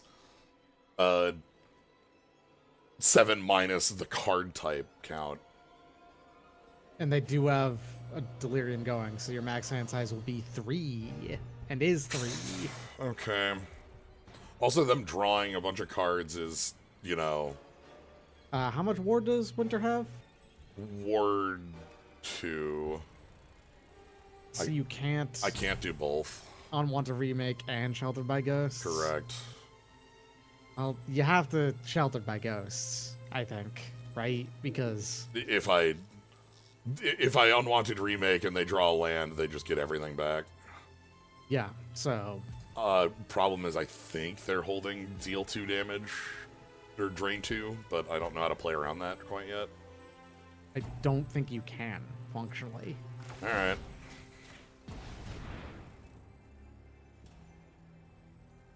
Well, I'm pretty sure the last card in hand is Winter's deal 2 damage.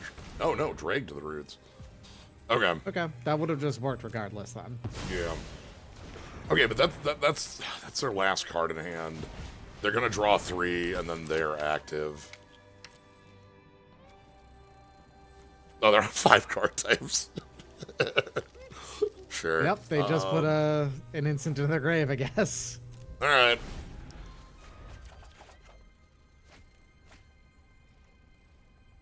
Eighth land. Yeah, that's it. That's that's all right. Really?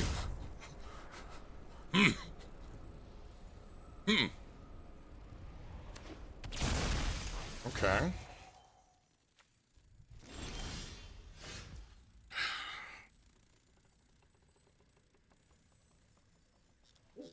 Yeah, because that milled a 6/5. They did answer the one answer we had for it. Yeah, I don't know how you get out of this game. I'm working on it. Especially since the other answer I could think of that you have you put on the bottom of your library. Yeah, I'm working on it. Yeah, Wrath of God. Yeah.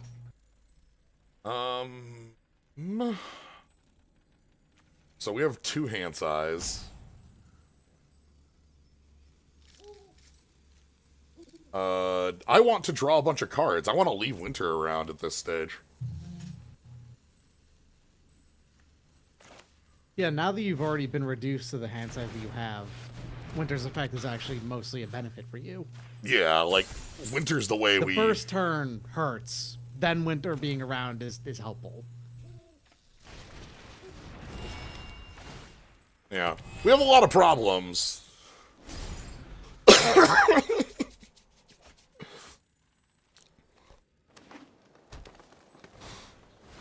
Okay.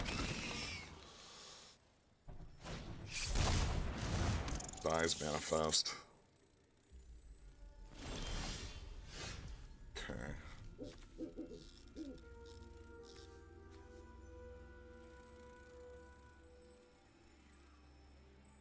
They came in here with like a 50 card deck too.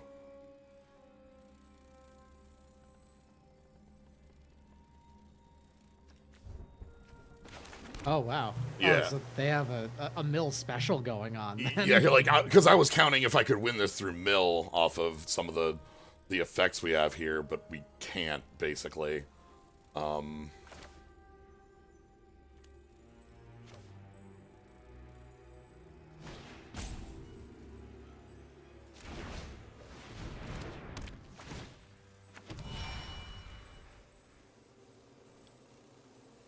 So...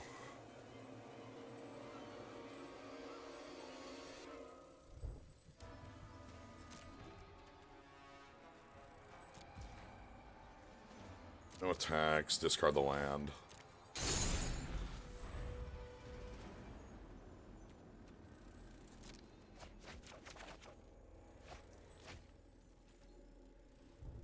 No, I'd rather, like, glimmer something more real out of that, or like, unwanted remake something more real out of them. Sure. I want to use the Drowner to shuffle our deck. I'll be real. That's the answer here I have. So we're gonna stun the Fear of the Dark.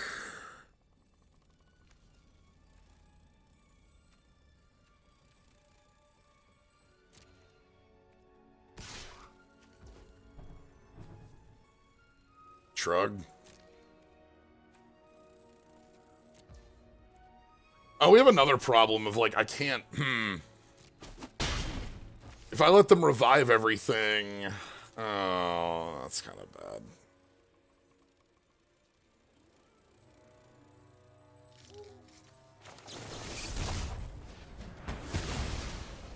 We might die to the other side of that room, because every time a creature they control dies, we lose a life.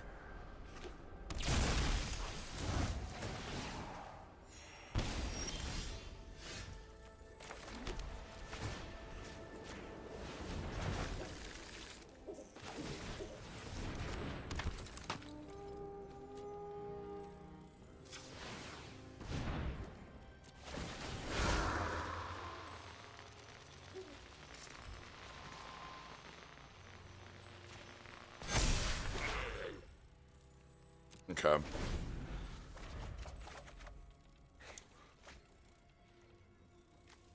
$17, $13.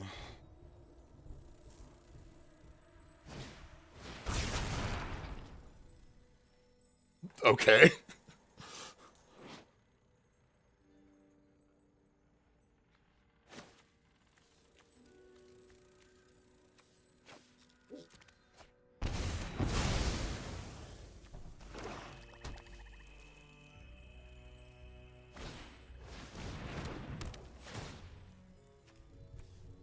That is edict us, but not the creature that it was on.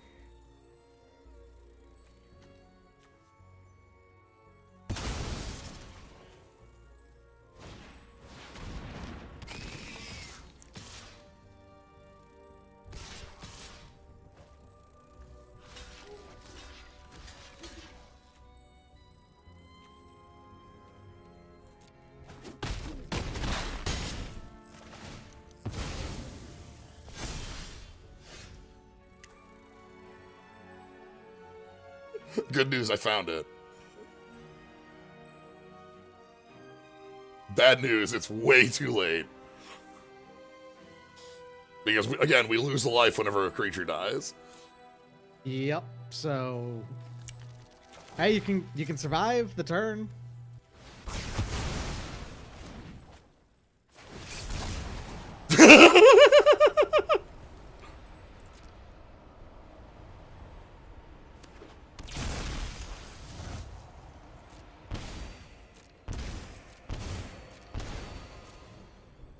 And then, of course, they can just put them all back on the Yeah.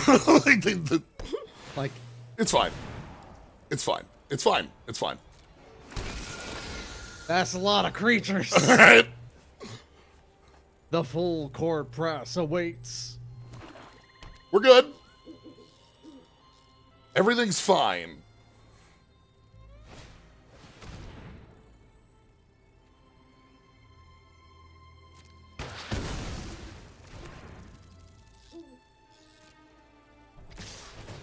Yeah, they don't even need to. They just swing in and you're good. I ain't dead yet. Oh, it doesn't have menace. Okay. No, because I made a 1/1 that stopped that from getting it. The problem is they still have like 14 cards in deck because they showed up with a 50-card deck instead of a 40. Yeah. But weirdly enough, they were set up for this. They were set up. Yeah, they were ready for this.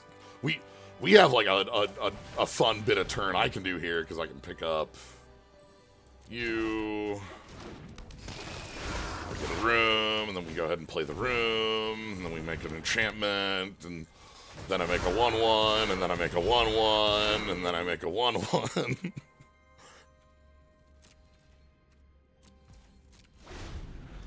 then we draw 2 cards. Great.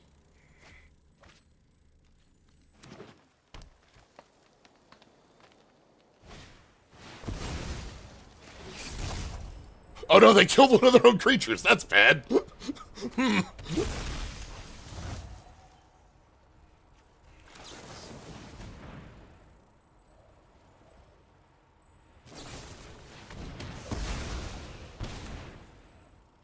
right.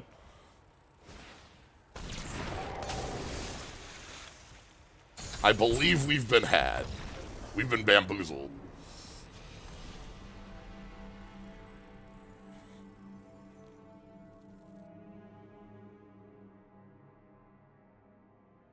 Yeah, one of the things that I pretty staunchly believe as far as just like the playability of this set is that rooms are really powerful. Oh yeah. Of course. There's split cards that seem to be on rate. And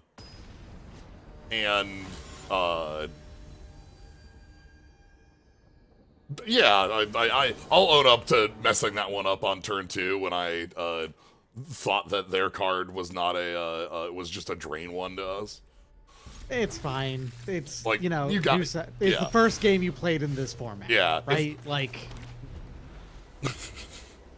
to have read every single card perfectly that's not something anyone does as the very first game of the format. Alright, hi Gremlin Tamer. So I think this one gets flying if it lives a turn. And it permanently gains the flying, 'cause Yeah. it's a flying counter. Okay. Yep. White-red. Something to be concerned about. Yeah.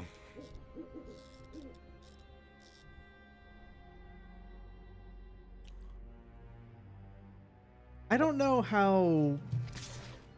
I think the thing is, though, is that even if that is the case, I don't think that rooms are going to end up in many Enchantress decks in general. Because unlocking the second room would not count as one of those ETBing.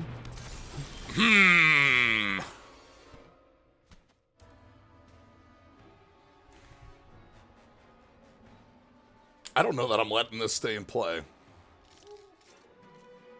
Each opponent, and you gain X life. Okay.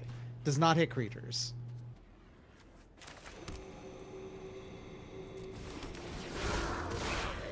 I'm just gonna...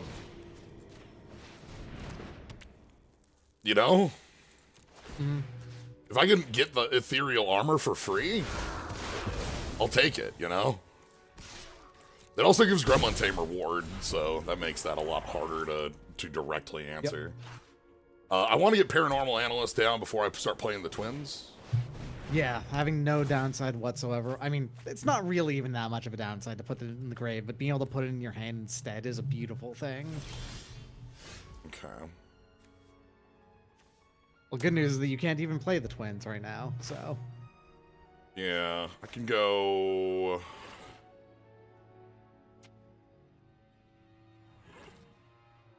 So next turn, they're getting a pile of, like, just both of these, because they get both of these next turn. So they're just getting a bunch of 2/2s forever. That's fine. Power 2 or less theming. Yes. I think I'm gonna go play the... No. Let's go play the Glimmerlight. And then... You are making a lot of creatures already.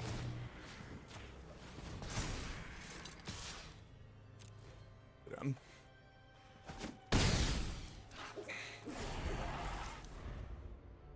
They're also going to be making a bunch of creatures, but we're... Like, they're very much on this wide plane. What's the other side of this? Oh! Alright. The other side of this is nice and cheap. That's a good card.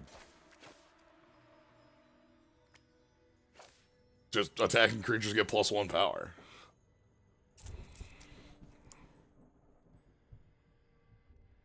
Like, effectively Orcish Oriflame what it was printed at originally.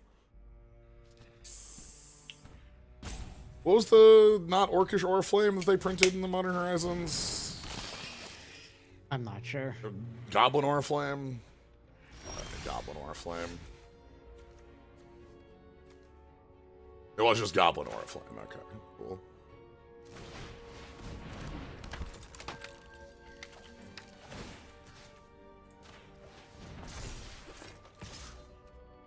Gremlin time.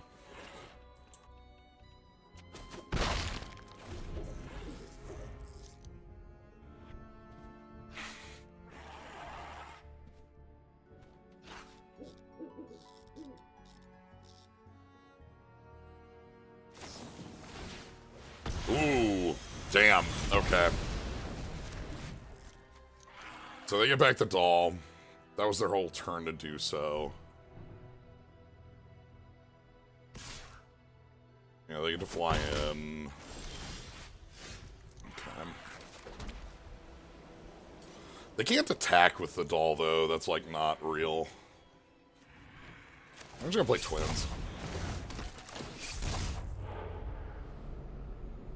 Ooh.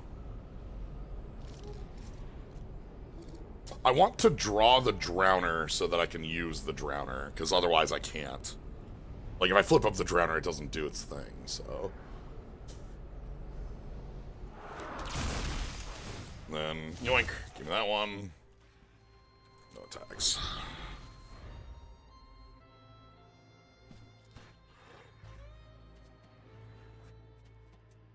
I still have a lot of cards left in hand.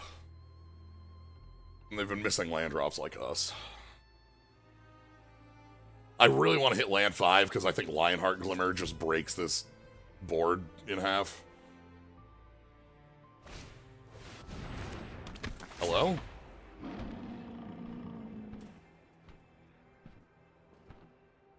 Oh.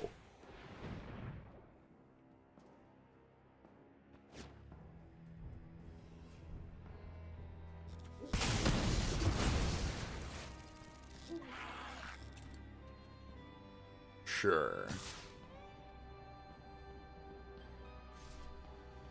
Yeah, come right on.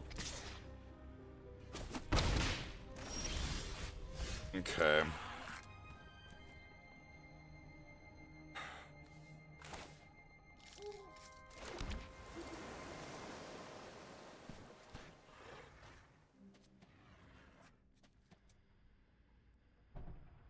If I go Glimmer, send in, what do I get?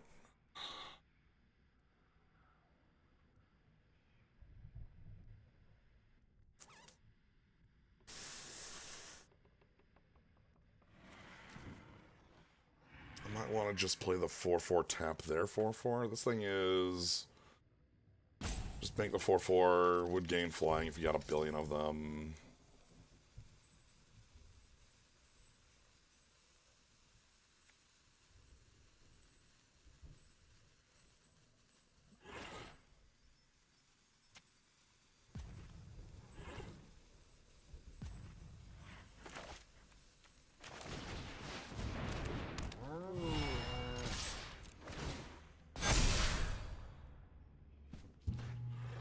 Let's leave it to them.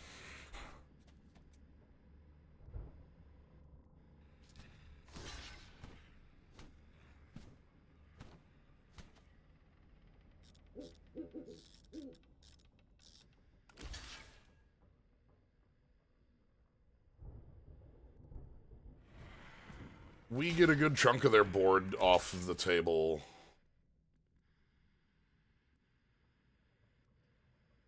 Yeah, we want to hit the doll. Yeah, okay. Get them to 5. Now we're on like an even board. And our hand still contains both a lot of like removal and a lot of bodies. So I assume Lionheart Glimmer is going to get eaten here.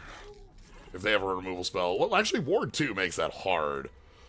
They have 4 mana. The card that would eat Lionheart Glimmer here would have to be pretty damn expensive. Betrayers? That might do it. Whenever you attack, target attacking creature gets plus 1 first. Okay.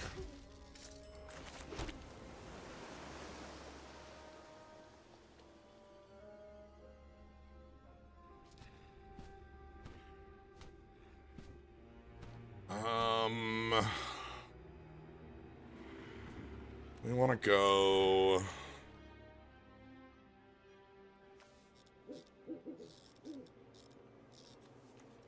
I think Twins pass and then use Drowner at unstep.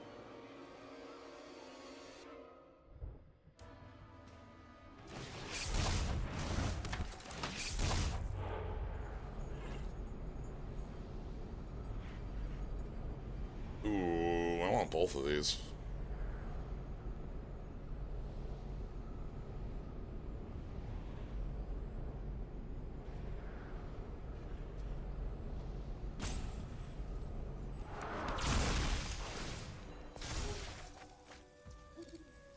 Alright. So yeah, we just end step, tap down one of their creatures, and next turn it's a strong all-out with some more tapping going on.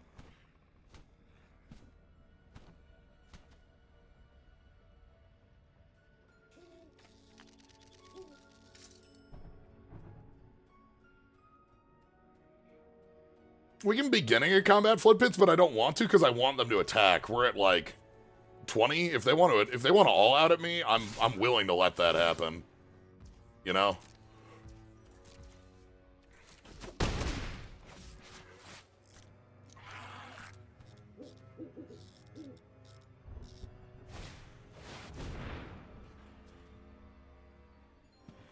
What the hell is this?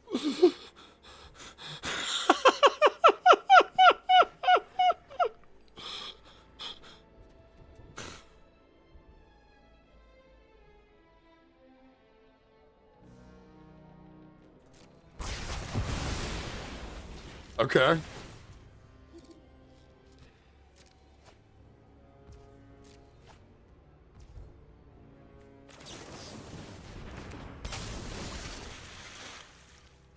So here's the thing.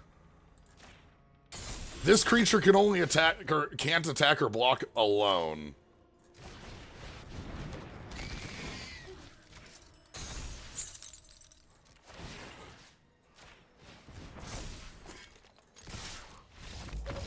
So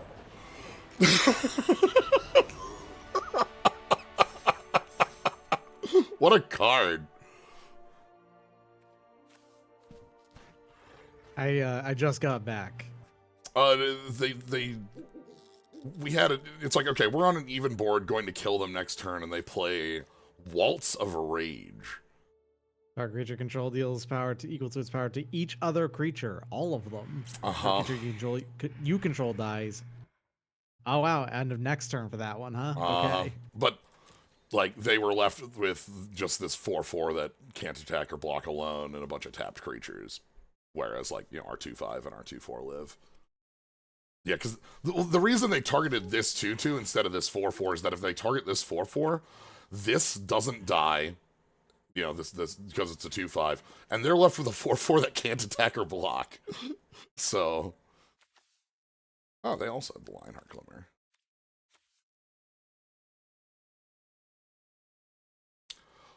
One of the things I love with going through and drafting like this, especially it's day one, I don't have the set in my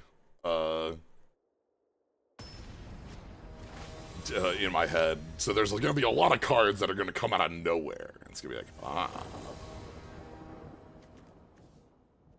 okay.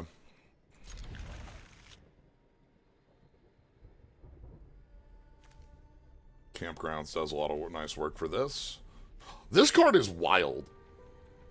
Like, yeah, I mean it basically kind of says that, all your sort of like if the card that said like if surveil whenever you surveil more than one card at a time, put the other card in your hand instead. Right. Is a lot. Except when you manifest dread, you put the thing on the field, so you get a creature, and that can be an actual creature. So you functionally kind of like have drawn an additional card by skipping it onto the field instead. It's a very powerful effect because it makes some things really powerful. It makes Manifest Dread an extremely powerful mechanic instead of a reasonable mechanic. Yeah. And they went and grabbed an island. I love Manifest. I love that they have decided to start using Manifest again. I also hate that they started to use Manifest again. All right, I'm just gonna for very selfish reasons. I'm just gonna manifest that unstep.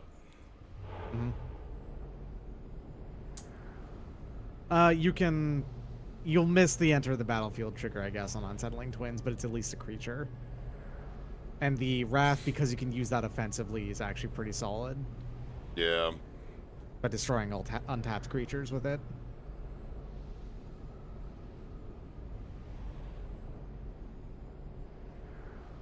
I guess you have no reason to flip up the Unsettling Twins. It's just a 2/2 on its back.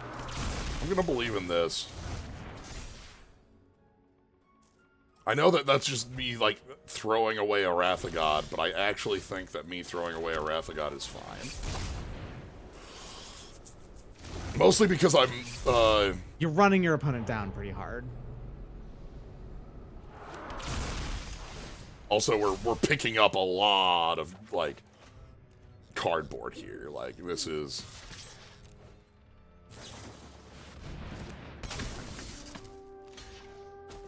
Holy shit! That's the card. What the fuck? That's a card for you. Flash 2/3 with that powerful of an effect. Okay, let's draw on every... Man, that's a hell of an enchantress. Oh god, it has flash? Right? Like, yeah. Okay, Hell of a card. Wow.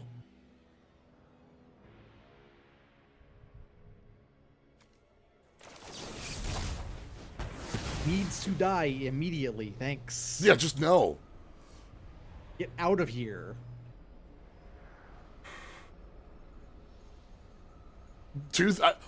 I remembered that there was a blue enchantress. The fact that it is specifically made to beat up on the manifest On is also like, manifests? oofa. Yeah. All right, let's You have your second twins though too, Yeah. so like you're still gonna take control of this board state. Yes. I want them to just trade with the board, and then I'm gonna play twins. Gremlin Tamer can be turned up. Yep. Also, like, this is a heck of a nice thing to play. Yep. It's best if they, like, commit to one large bit.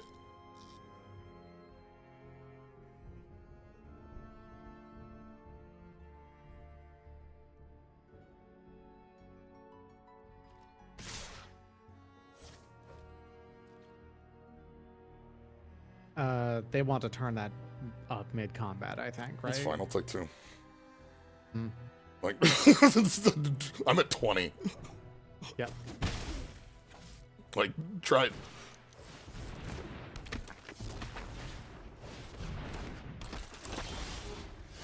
Okay. Ooh, Lionheart's a nice one here.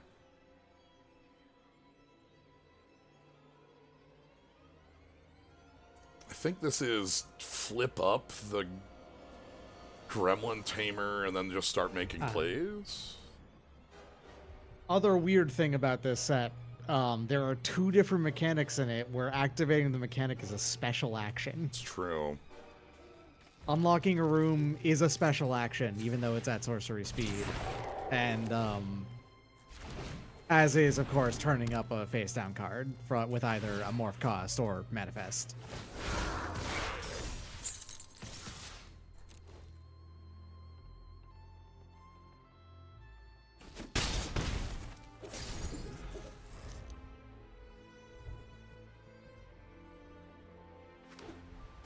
Okay.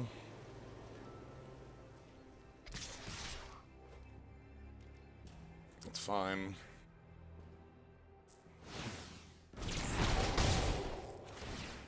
What if steals come individual player draw that many cards? Okay. Ooh, it's also a 2/7. Damn. That thing is got a huge axe. Anyway. Yeah.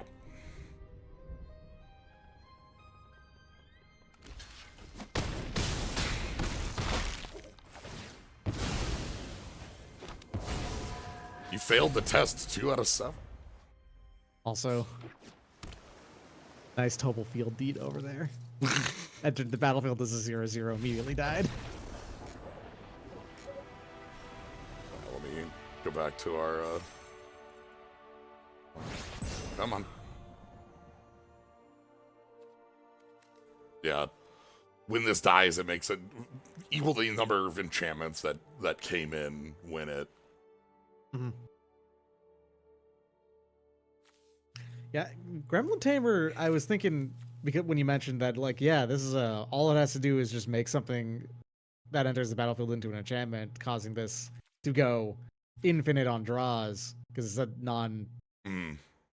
It's kind of odd that they didn't make that non-token enchantment. I guess they kind of, like, wanted to work with, Nico. Yeah, like, when Nico... Like, also, like, there are a lot of token enchantment creators. Yeah. Like, there's a lot of the 1/1 Glimmer tokens, and so you want to... You want it to work with those. So it probably was just like, well, Enchanted Evening exists. We're not gonna... We'll simply just accept that it can have that be a problem. Yeah.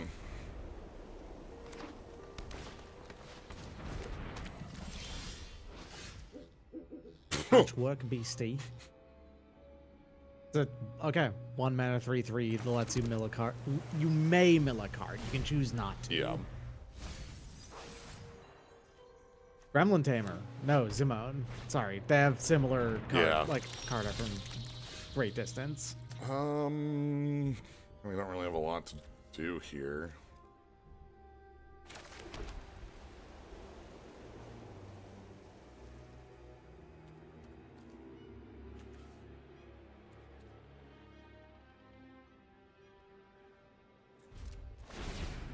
Okay. That's 2.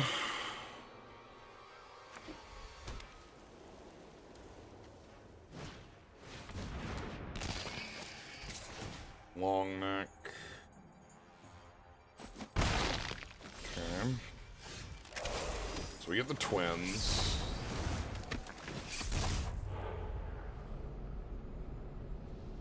We don't have the. It doesn't.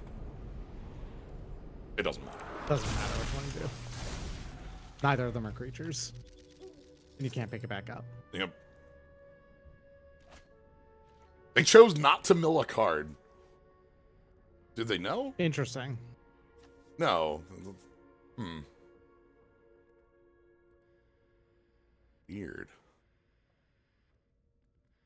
Grasping long neck is take a giant spider and turn it inside out. That's all it is. Yep. It's a 4/2 with reach instead of a 4/2 with reach. Instead of a 2/4. Yeah. Okay, 4th land.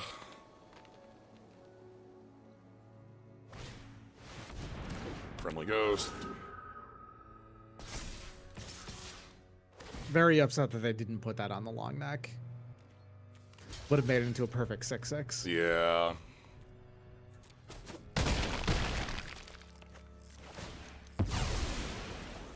Okay.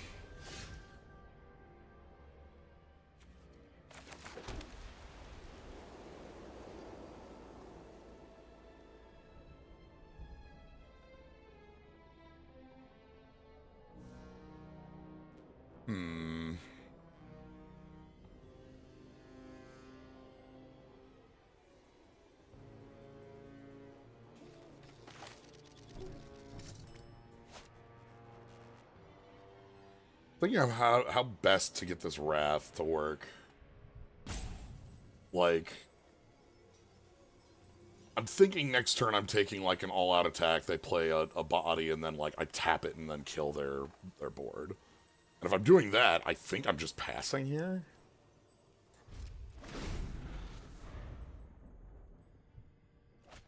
They're just choosing not to mill with the Patchwork Beetle. Or Beastie. I keep saying beetle. This isn't a beetle, I'm sorry. That's not a new card type.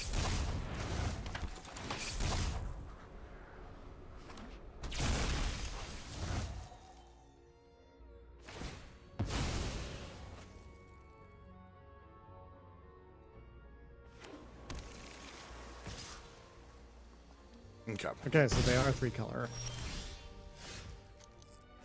Yeah. From the Zimone, we know that they're blue.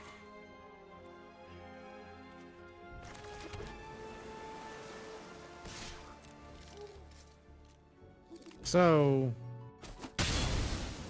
interesting that they. Oh no, that was also a land. Huh. I was about to say, like, when is the time do you just rip the band-aid on split up? Because like at that point you were basically like 2 away from dying on board. We needed to do that. Yeah.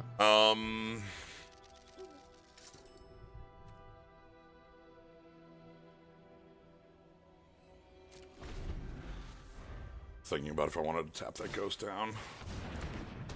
Oh, hell. Oh, God. You can spread them around? Fuck. Oh, God. Okay. That's a problem. It's on tap because we're at... Okay. An additional problem is, of course, drawing nothing but lands for 7 turns in a row. Yeah. I don't have an answer to that, though. You do in the form of the manifest card, right? But Yeah, I mean, this thing unlocks to draw 3 discard.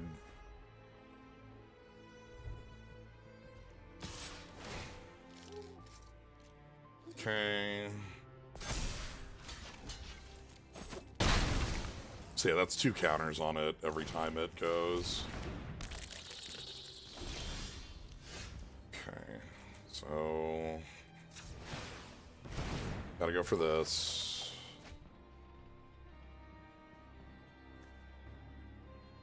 Okay. You did get the Unwanted Remake. Yes, which is the card we basically needed here.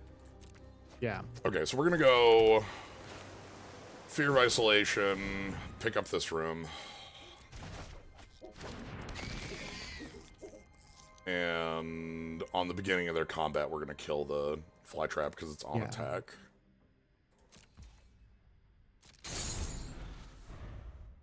We still have the ghost to deal with, but sheltered. Ah, that's all. Okay.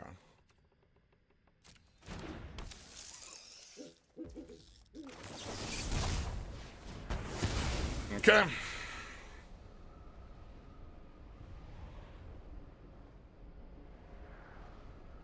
We're doing okay.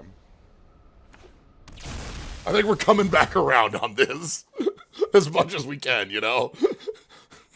You have a blocker for all of the other creatures on their board. The friendly ghost will be locked down even more. Yeah. This has Death Touch. I am going to trade, though. Yeah. Final card. You have the Sheltered by Ghosts to take out the friendly ghost. Yeah, we're going to put that on the Fear Falling here. Mm-hmm. Makes it resilient to removal as well.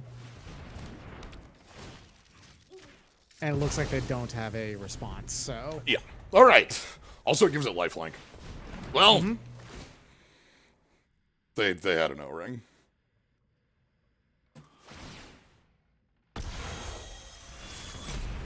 That's the end of the game. Yeah. We needed them to not have a answer, because we're going to 2 on this combat, and now everything is lethal. I can block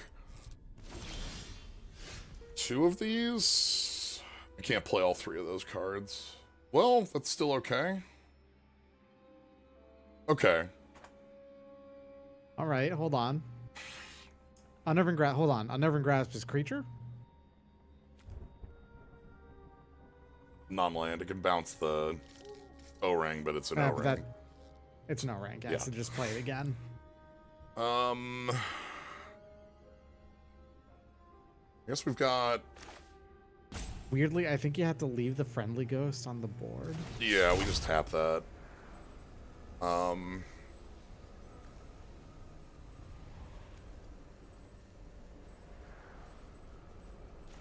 You're a land.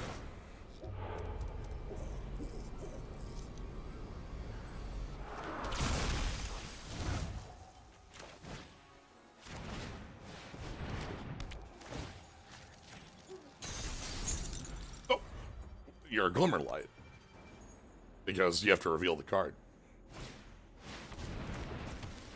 Oh no! Oh no! Oh no! Help! Help! Your opponent has played Help! a lot of rares Help! and had a lot of Help! rares in their grave too. And Help! everything.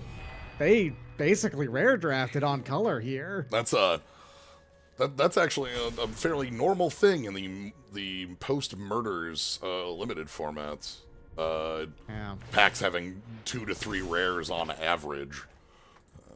Anyway, this is this is really strong. Holy shit! I will. I'm gonna die. I'm gonna choose to die. I like this worm a lot. It like rebuys itself if you have. Even rebuy is cheaper in like sort of a what's the Roar of the Worm style. Mm-hmm. In that you can kind of flashback it. I don't know why they were choosing not to mill. That's the part that was getting me, is that they were like off of Delirium and then choosing to like not take actions that would get them to Delirium. Our Wrath is very difficult to get to use.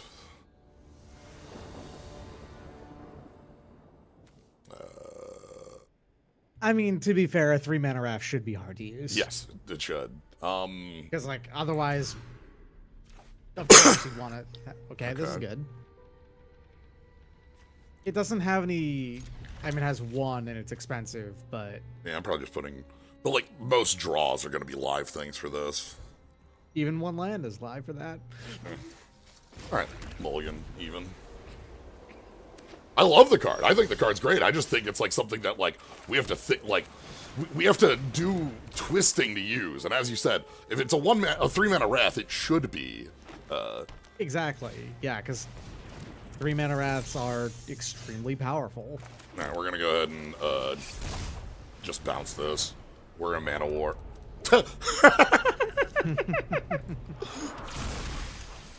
Doesn't matter which. Yep.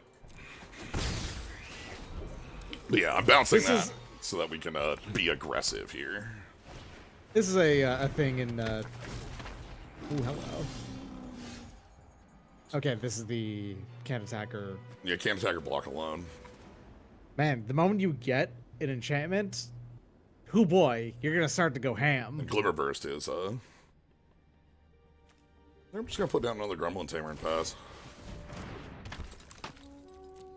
But yeah, this makes an enchantment on draw. So Right, so that means there's very few cards in your deck that aren't live. yeah, every land is live. Everything that's 3 or less is live. There's even And lands. many of those are also enchantments, so. Yeah. If we can get like the house that's double enchantment, or even some of our like removal, that's our deck like would love more O-rings. For sure. Okay. Sure, put 2/1/1 counters on 2 creatures. The problem here is that you have to attack with both if you want to get in. And that means you'll just block the 2/2, right? Yeah, so they're going to use their combat trick or whatever on this, but I would rather them use the combat trick here, right? Like that's, yeah. Yeah, all that did was get rid of your manifest.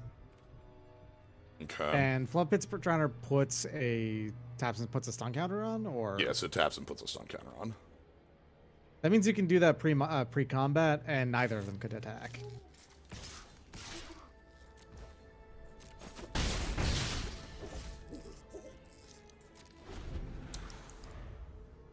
Alternately, I can do it mid-combat and kill. Also true, yeah. Well,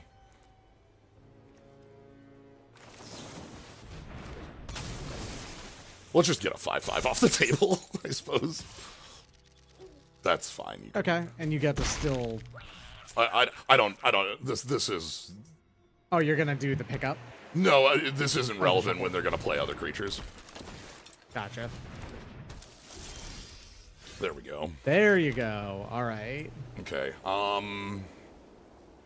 I don't think I care about using the Flood Pits Drowner at the moment. We're gonna have so many 1/1s that the 5/5 body is irrelevant.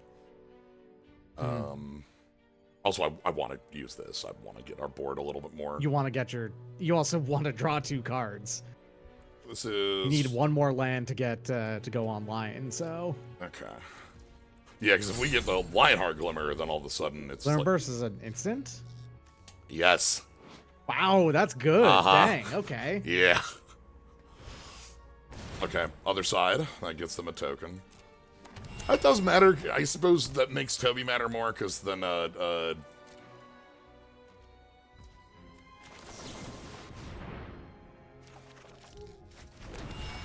Now we're talking. Okay. Fantastic draws. alright. Thinking I might just stun the 5/5 again. Sure.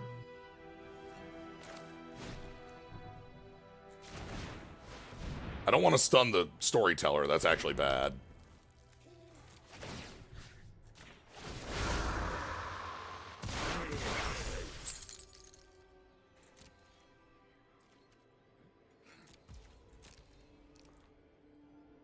End of turn, they should tap that because it makes it can sack to, that can crack for a bunch of tokens based on how many counters it has on it.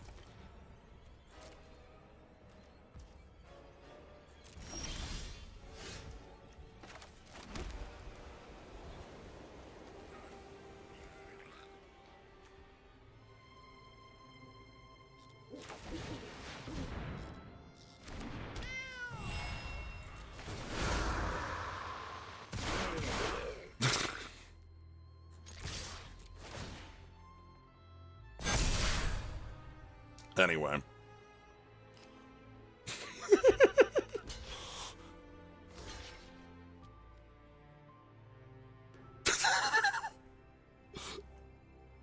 I'm so happy with how good that the tamers are, the gremlin tamers are.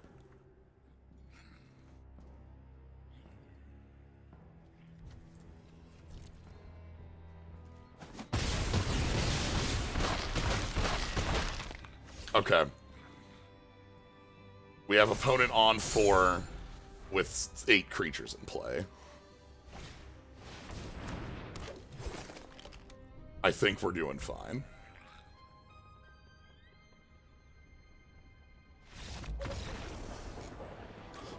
I'm really glad that the main thrust of this deck is just very, very good.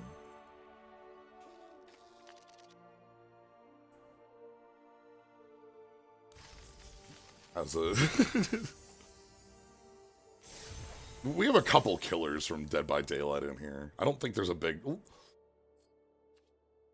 I don't know if there's a big eyeball with teeth. I like the big eyeball with teeth. This card's actually quite good.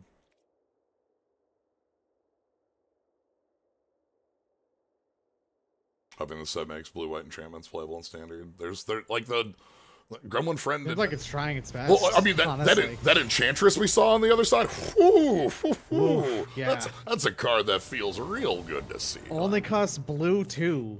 Like that's easy to play.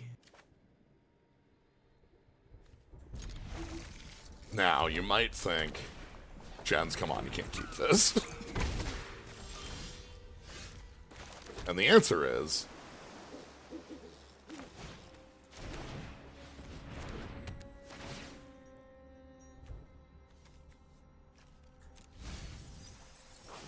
I have Surveil too, so it's fine. What does this do? Oh, our opponent is the aggro. Okay.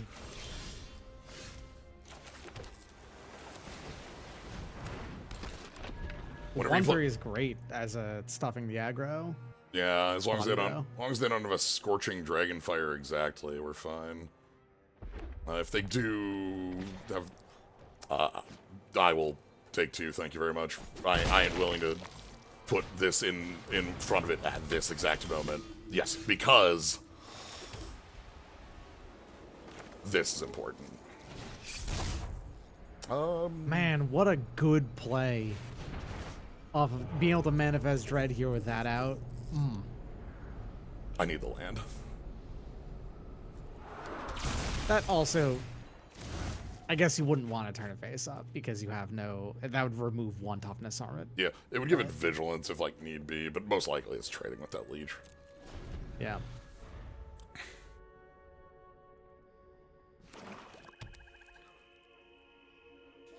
Yeah, Paranormal Analyst, even without that many, I mean, you have a decent amount of Manifest Dread, but even without that many, that card is extremely paid for itself and what it can do. Yep.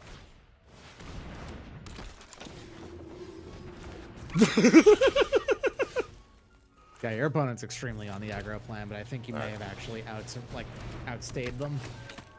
Yeah. So the percussionists like cycle on death, which is good for them, and the cultists can come back once, but they need delirium. Commune with evil. Oh, they're getting delirium. Oh, you gain 3 life. Gaining life just on one of these black, like, search and draw cards. That's normally 4. lose life. Yeah, you only get 1 of the 4.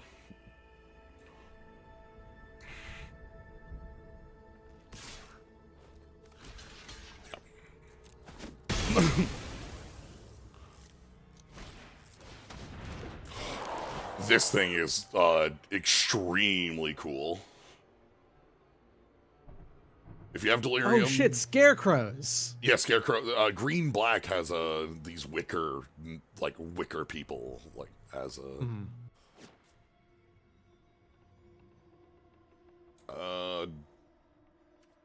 I'll take the hit. I'll think about that later.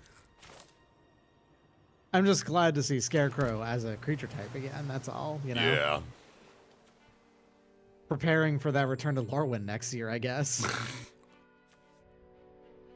Because they are doing that. That's the last like major set I can think of, like major plane that I can think of that's not been returned to at all.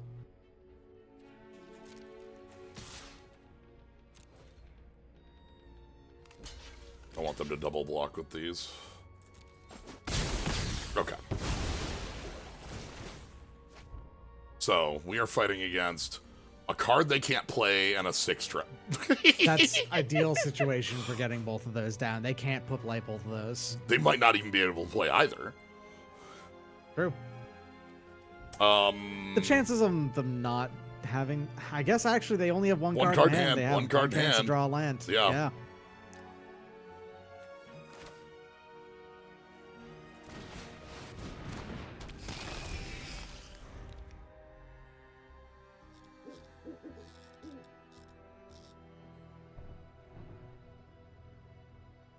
They even can't cycle the... Yeah! Alright! Got him!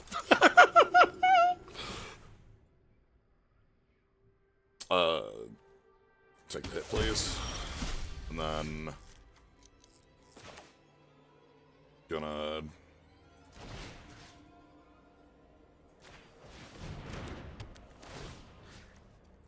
Get this off the table. That thing's a little bit too much.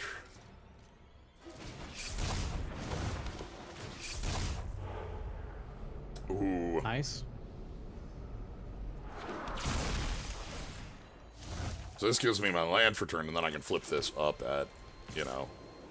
Yep. I guess you want to do it pre-combat? Yep. Because you want to be able to get the trigger? Yep. But we also might want to wait a little bit. We're not through the land.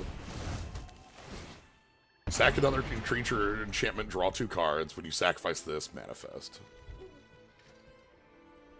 Okay, that's a cool one. I like that. Does it have? Oh, so it does, and it doesn't have a on its own ability to sacrifice. No way to do it. You want to play multiples of these. Yes. Okay, if they drew a kill spell for Fear of Falling, which...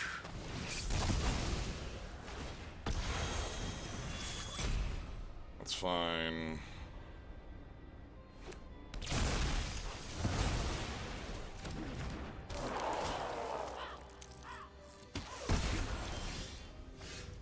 Okay. I want to go...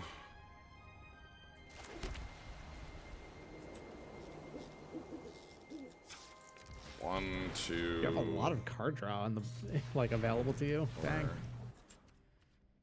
Unlock this room.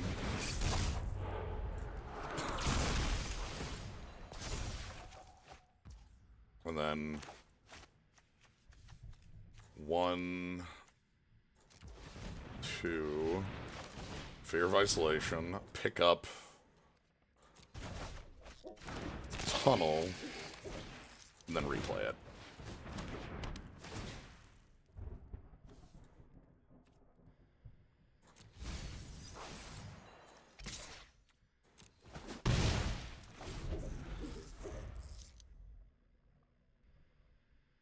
Yeah, I like the flow of your deck. Yeah. General. Like the things that you can do in it are neat. The play patterns are cool.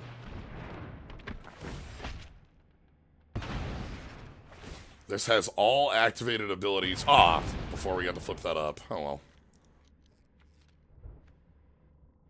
That's a nice one. I'm gonna discard a card, thanks. I need to start killing you at some point.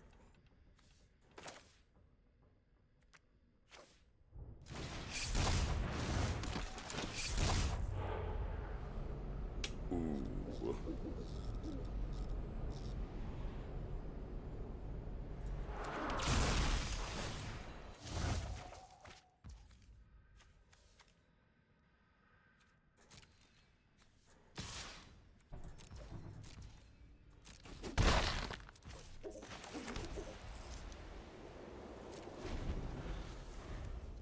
In deck. All right.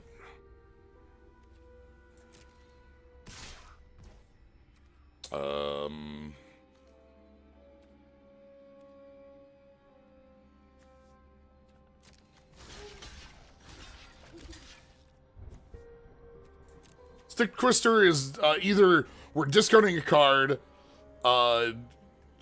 taking 2 lifelink or sacking a permanent. It's kind of It's a tormentor. You know, the torment. Yep. Yeah. Torment effect. Yep. You have your choice of how this hurts you.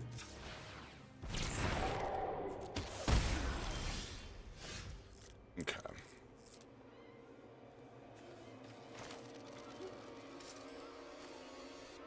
Yeah, it does it every end step, and it's like, wait a minute, hold on.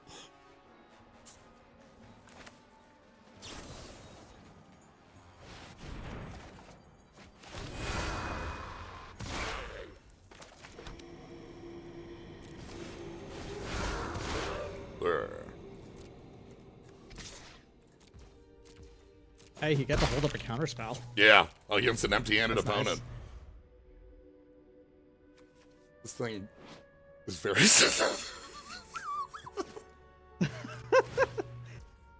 It currently has an activated ability from the grave. Yep. Okay. 10 in deck. Let's go ahead and unlock this room for a body. Okay,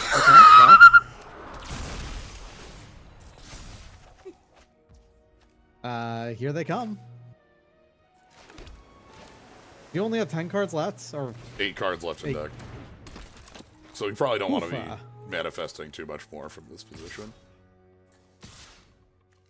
But, you know. Gremlin. Sure. Again, we're still holding up counterspell. I'm just gonna sack this room. Yep. It doesn't do anything anymore. Whenever one or more cards leave your graveyard, make a 2/2. Which, that's cute. Because they're gonna, yeah, get the cultist back, which is leaving the grave. Not worth me counterspelling, but cute.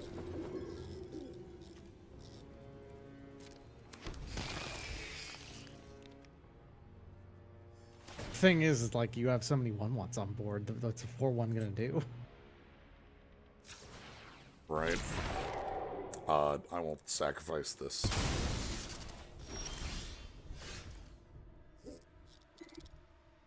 Oh, that was a split card. It did not look like it when they cast it. It just showed the one side. Oh. And I can't counter that because that's... okay, well...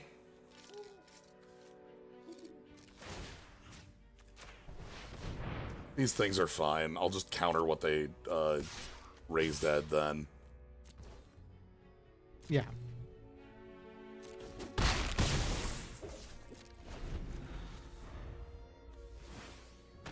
And if you want to, you can also, you know, unwanted remake, kill the stick twister. Yeah. Alright. So this is coming to play sack... Shock. Nah, I'm good.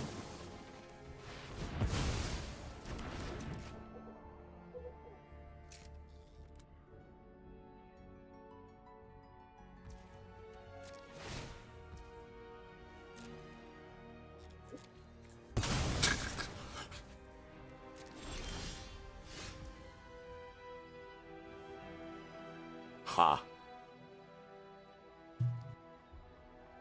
If you swung all out, what would happen?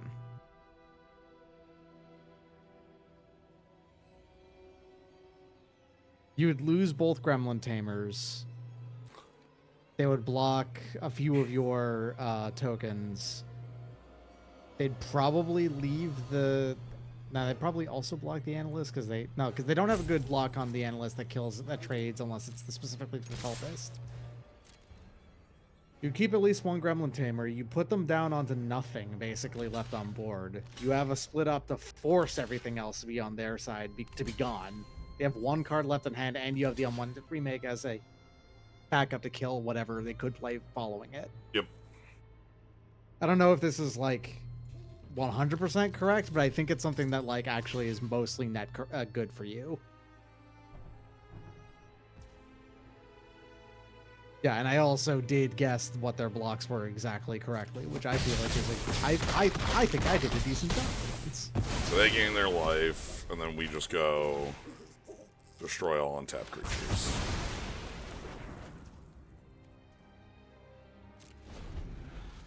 Alright. 2 cards left.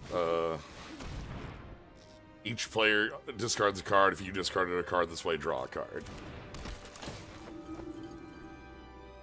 Guess there's no reason to play the Unwanted Remake. No. Unless, hold on. Is it Unwanted Remake opponent controls? No, I could hit my own. I could hit, like, my analyst if I wanted to. Hmm.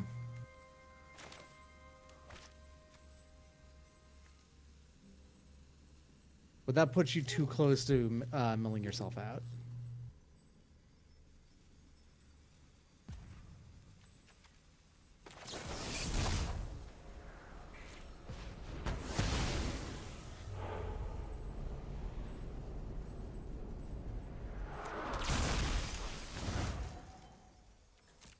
They discard a land and draw. I want the body to be able to attack them with. Exactly, that's why I thought it. Okay. Discard a card, then draw. By the way, that works on an empty hand. Oh, yeah.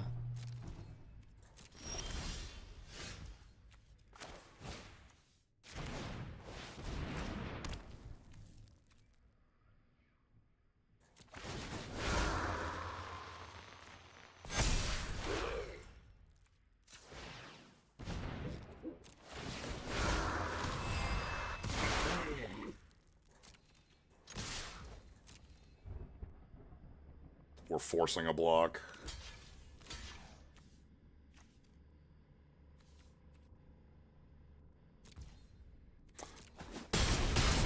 Alright. Okay, they're dead on any creature in the air. So they needed to draw something to deal with both of these. Yes. Whew. Went through most of your deck, but you got there. Use every part of the buffalo. We got a lot of pieces for this deck. We even got 3 gremlins out of that turn, by the way. Gremlins or glimmers? I mean, look at the cute little gremlin who found a flashlight and is like telling... The gremlin's nose is above its eyes. However...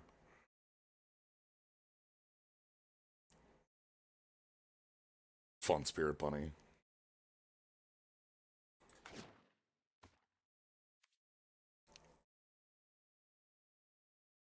Okay, I'm glad. One of the things I'm also glad with is that I'm getting to learn things about how all these bits look and work and such. I completely missed that the card they played was a split card because it was just showing our, you know, the one card on the stack, and that might have been an actual like that could have got them that game. Oh, Strange MD, thank you for gifting out 5 subs. I appreciate it. Congrats, Shooting Games, Salty and Sleepy, Dig 666, Dr. DJ Mr. Music, not Dr. Mr. Music, and not up in 1. Thank you. This deck mulligan's really hard too. Not been that happy about how much mulliganing we've been doing in this deck, but this hand works. This hand works because we get to go turn 2 Paranormal Analyst, turn 3 Cursed Insidious Fungus. Destroy target artifact. Orange. Oh, wow. Yeah. This card is, that is, versatile. That is doing work.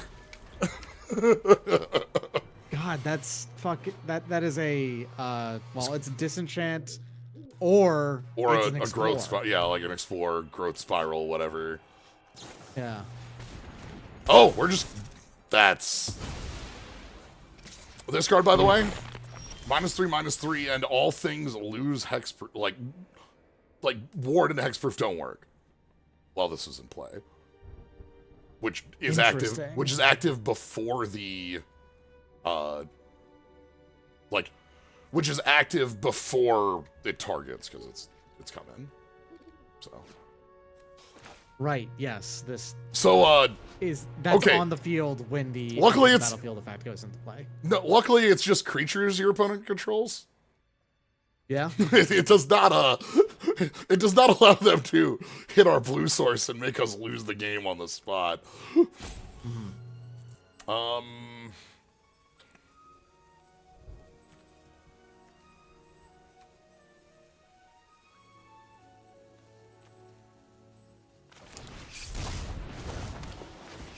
No, we all get to learn things. That's how it works. All right, well. Let's play Windrake. It's exactly the situation where having the guy would have been really nice, because he would have just made the island the creature instead. Yes. Would have picked up the other. Draw 2 cards, lose 2 life on one side. Whenever a creature you control attacks alone, +1, plus... Oh, and Death Touch for 4. Well. Okay, so that's like Exalted. Yeah, so yeah, it's like this is like the homicidal seclusion style stuff from Avacyn Restored, which is then where we got Exalted in M13, M12, whatever set had Exalted in black and white. I forget which one that was, but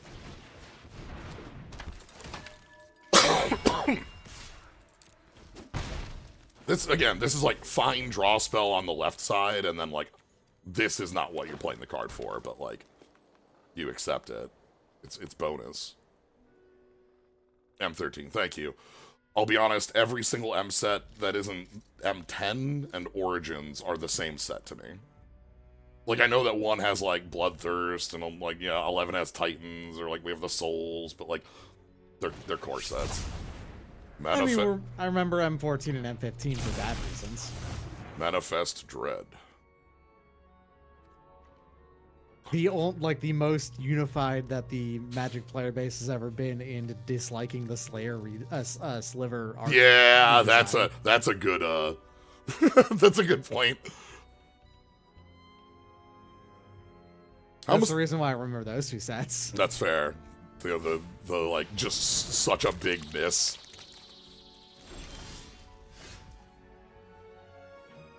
Okay.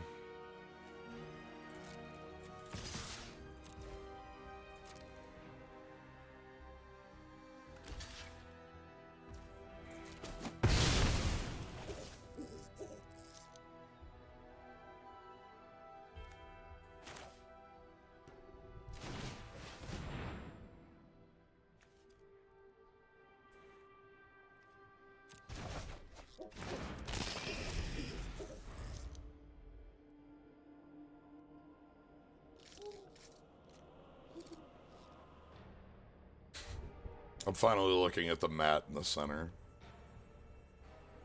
which is like those little mats with the apple car.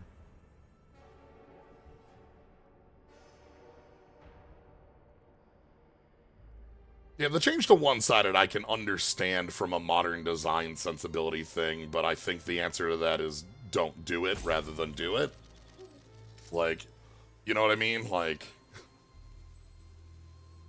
if you have to make the change to make the cards printable, then... I don't know.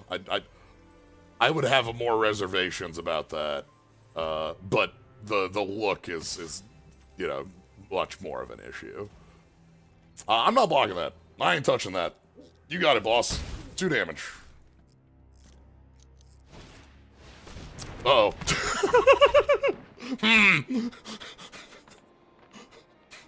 That's something that you should, I can stop him. I can stop this. I can break these cuffs. Oh.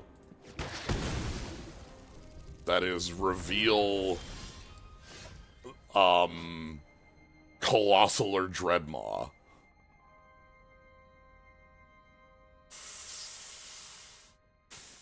6 mana, 6+ power and toughness creature with trample and the common. Now that's a classic combo right there.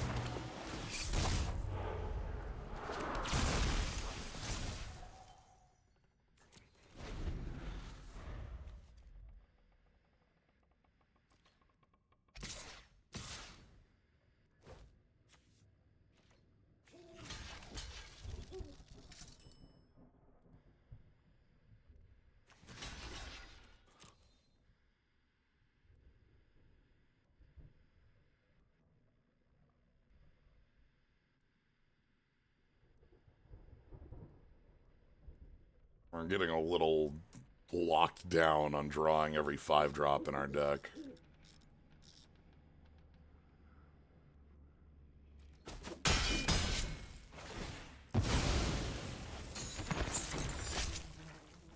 Yep, 6th land.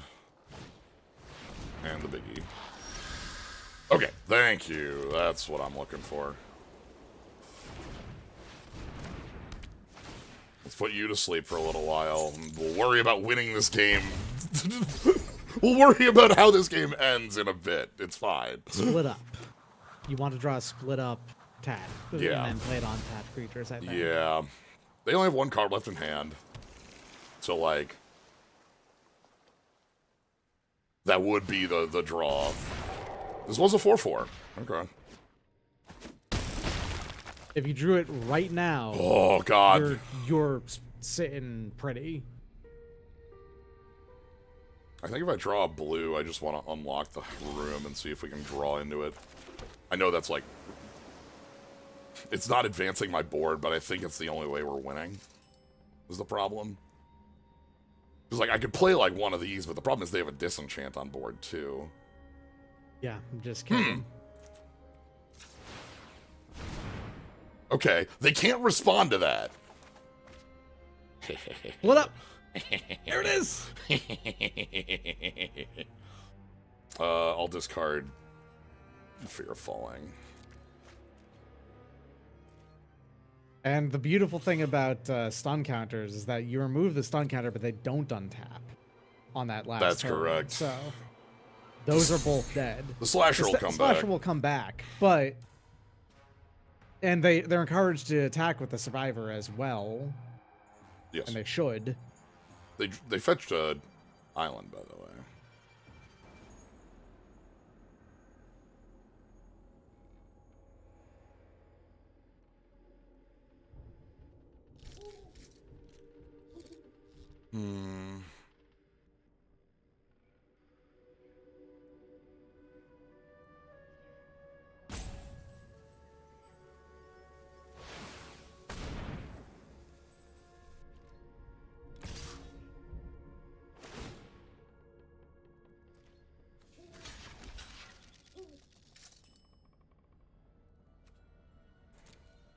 I'm gonna save half my life total for that.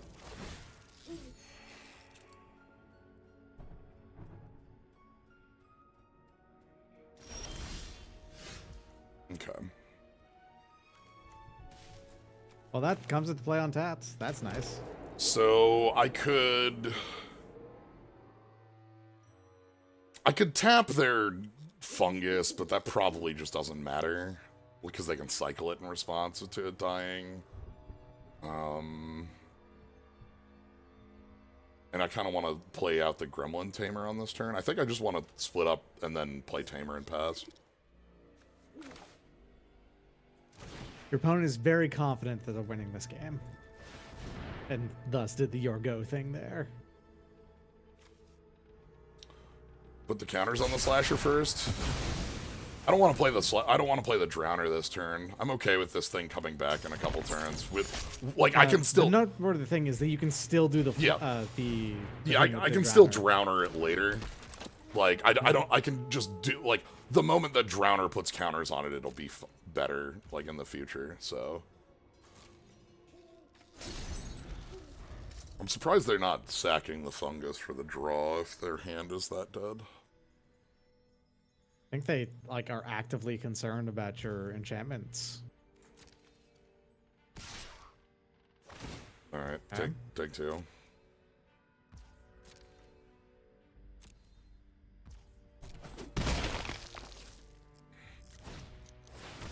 Ugh.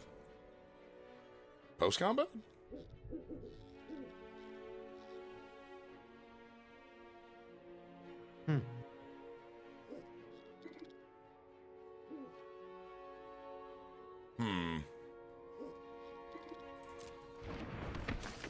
I don't like that.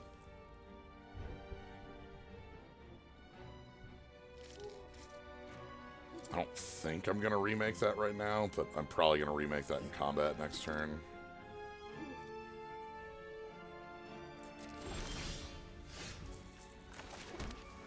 Sad thing is that the Glimmer is getting killed by their Disenchant that they've been holding for this long.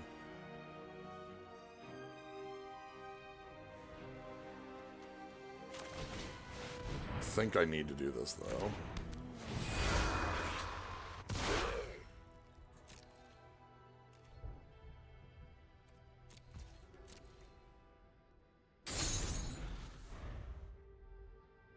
So they couldn't do it there because of the ward. That's ward 2, so it cost them 4 to use the fungus to do this.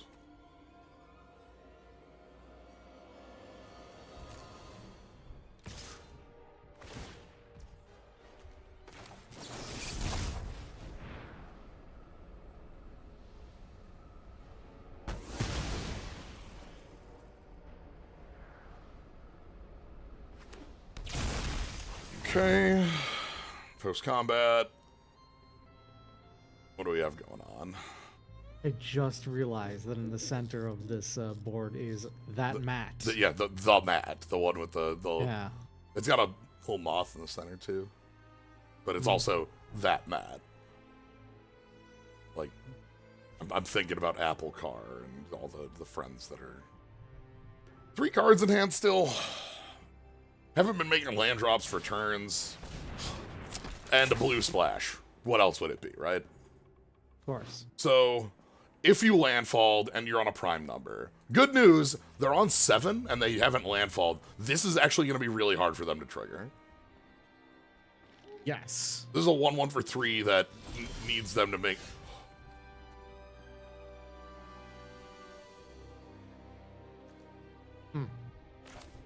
Well, I suppose they'll kill Glimmer pre-combat? Probably.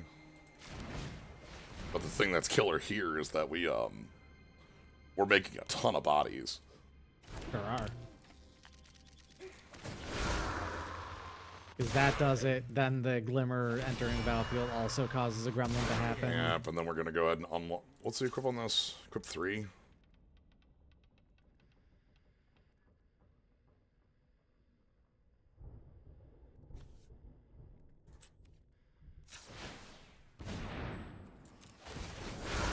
Counter on you. Counter on this gremlin.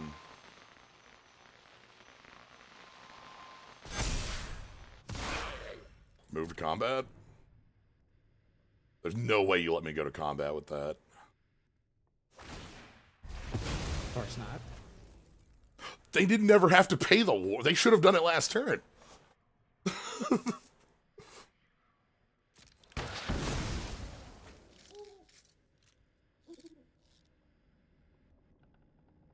Okay.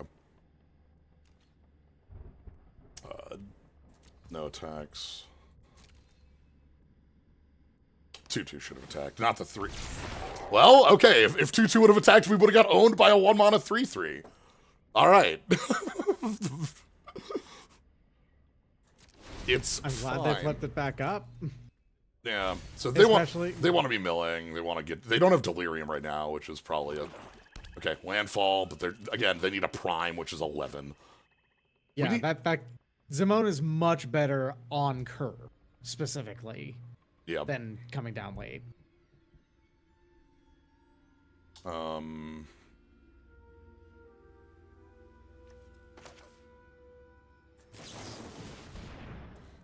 We're just the fine. slasher will never get to attack. He's pretty stoppable, actually.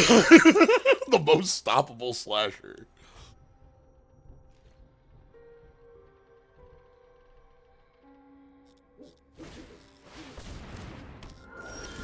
Oh. That's fine. It's chump blockable.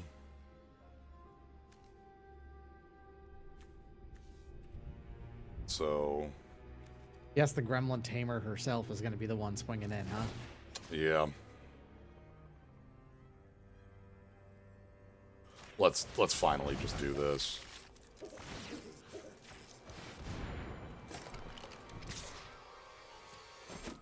Alright.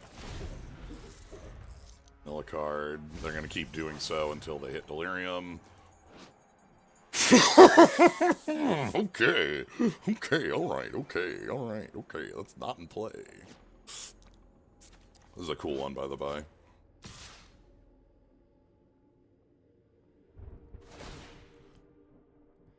Yeah, Gremlin.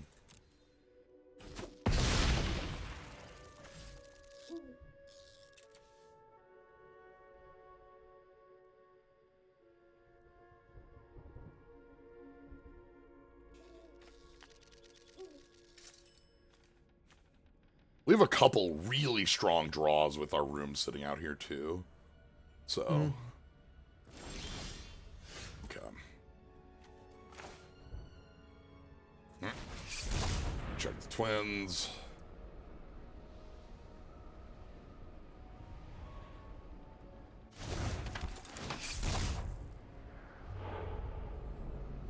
Ah. That's fine. If you have a thing that can return something to your hand. Yes, we have the 2/3 Yeah. flyer in the murder. Okay. Oh, you can still put that onto a creature at least, yeah. Yeah.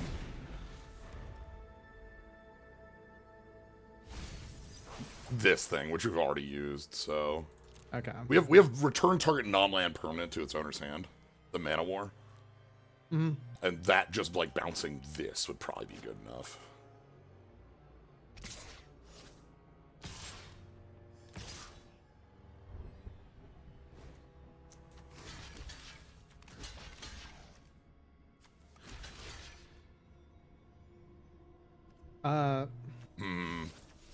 Do you want to put, like, do you want to kill that? Yeah, Like, just like kill this, take. I don't know. It's Yeah. like, this gets completely blown out by a combat trick, but it is actually, it eases up on your need to chump block all the time. Yeah. Because we lost our token generator. I mean, you do have 2 more in the I know. deck somewhere. I know. Problem is they have like 2 cards in them they've just been sitting on for so long. I'm worried that like one of them's a kill spell. We don't have great like.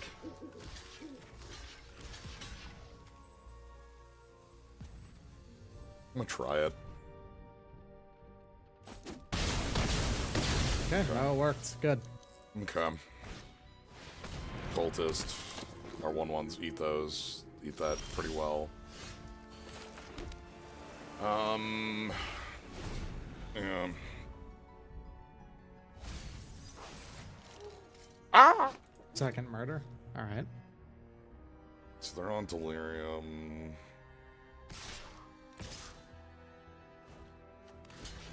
God, I probably do have to do this. Yeah. The problem is, like, we're in a losing position with this because they can just rebuy the cultist and have lethal damage for next turn.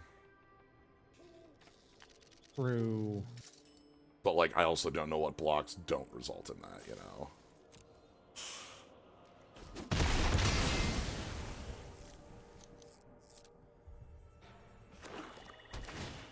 Land, cultist. Now we're talking. That's one of the best draws.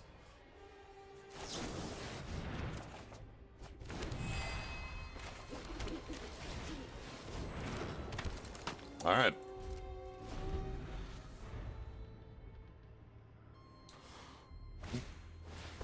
We do have the upcoming threat of Zamone. We're on 9 lands from the opponent right now. Yeah, it's 11 that turns on. That's 10. That's 10, so next land does it, and it's going to be huge Yeah, when it comes into play. so if we can find a kill spell for Zamone, that'd be great. They're on top deck mode. 8 cards in deck. We have 9. We're gonna let's go ahead and.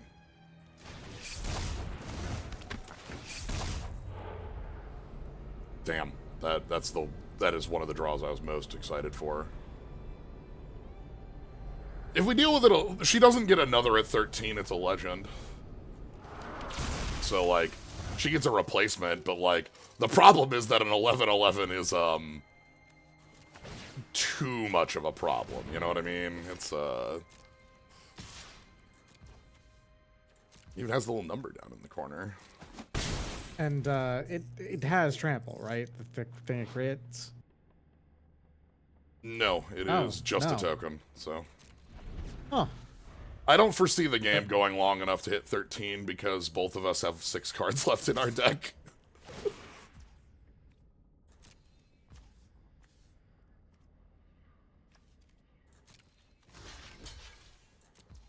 However, with 2 Gremlin Tamers... You can go pretty wide with 2 Gremlin Tamers. Also, Surveil. Do they put it in the grave? They put it on top. They drew them! No, they're back! Bum, bum, bum, bum, bum, bum, bum, bum, bum. I guess, you know, them coming back had to happen at some point. Okay.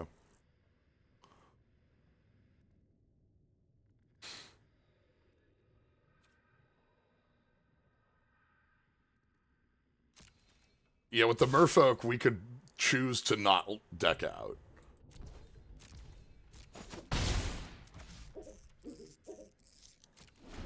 Okay. So if they drew a land...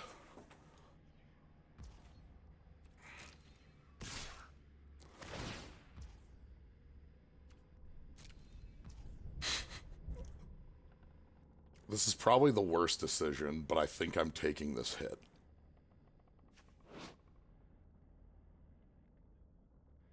We're gonna lose half our life rounded up. Yeah.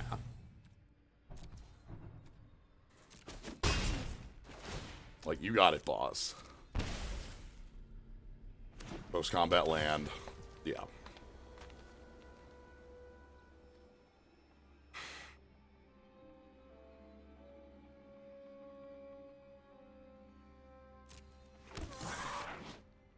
There's Primo. Do I want to manifest with this? I probably don't, because I can do that at any time as, like, a trick. Hey, Drowner. Yeah, okay. That's a way to get rid of the token. It is a way to get rid of the token. It's also an instant speed body. Okay.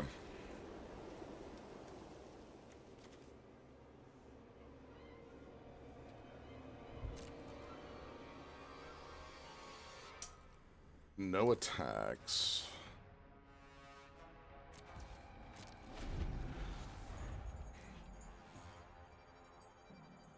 This is so tense. If we could get an enchantment, the gremlins get us so much value.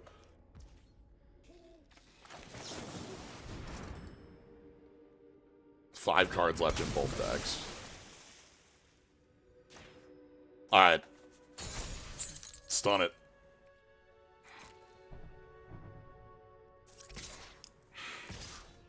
Zimonin!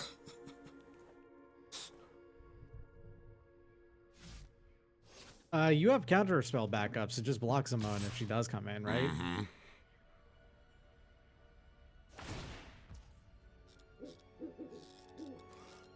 Okay.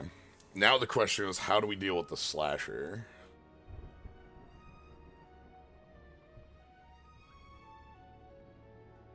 Like, do I spend Twist Reality for the body? I'd probably just double block. Oh, I don't like that. I think that's the answer, though. This is so tense. Well, if it's Drowner's ability, is it activated on sorcery only? Well, it's instant, but this doesn't have haste, so I can't use it right now. Right, okay. I I was thinking, like, if you could, then you'd, like, you know, block and tap with it.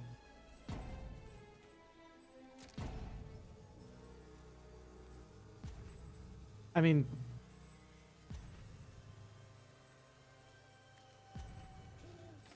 Well, you do have to block it, no matter what. And you need the gremlins, so I think this is correct. I don't want to manifest Dread off this. Yeah. Okay. That's an enchantment.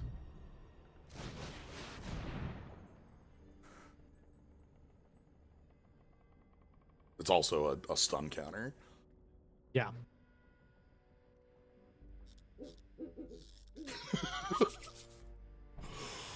Oh, God.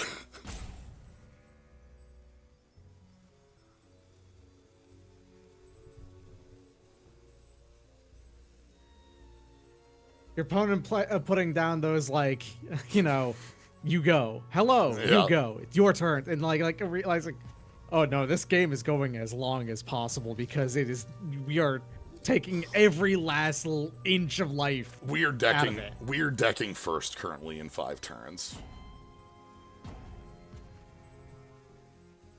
We're going to win in combat in 2.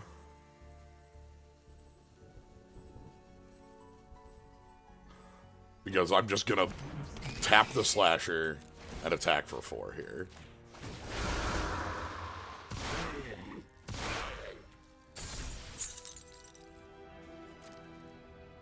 And then next turn we attack for lethal. And we have a counterspell backing this up. Yep.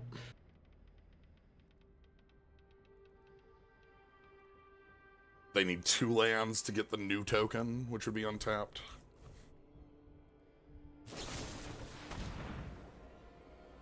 That's what the counterspell backup is for. Yep. So they can top deck out of this still. But, like, they're on a blind top deck. You also still have at least 1 room in your deck, I think. Yeah, I think there's another copy of...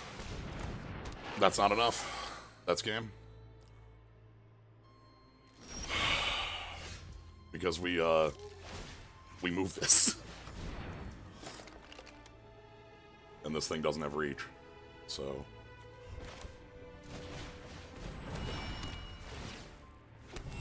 There it is.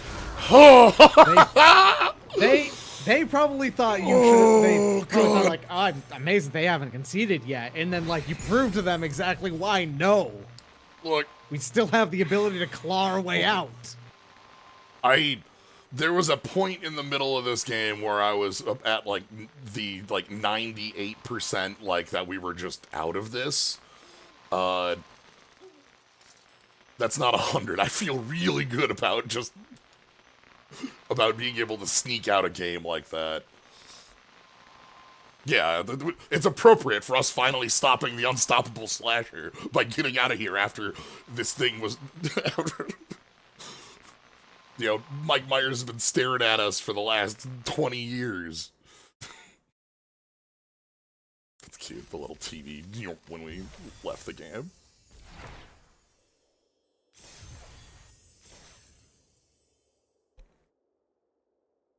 Yeah, not enough. Gotta get me to 0.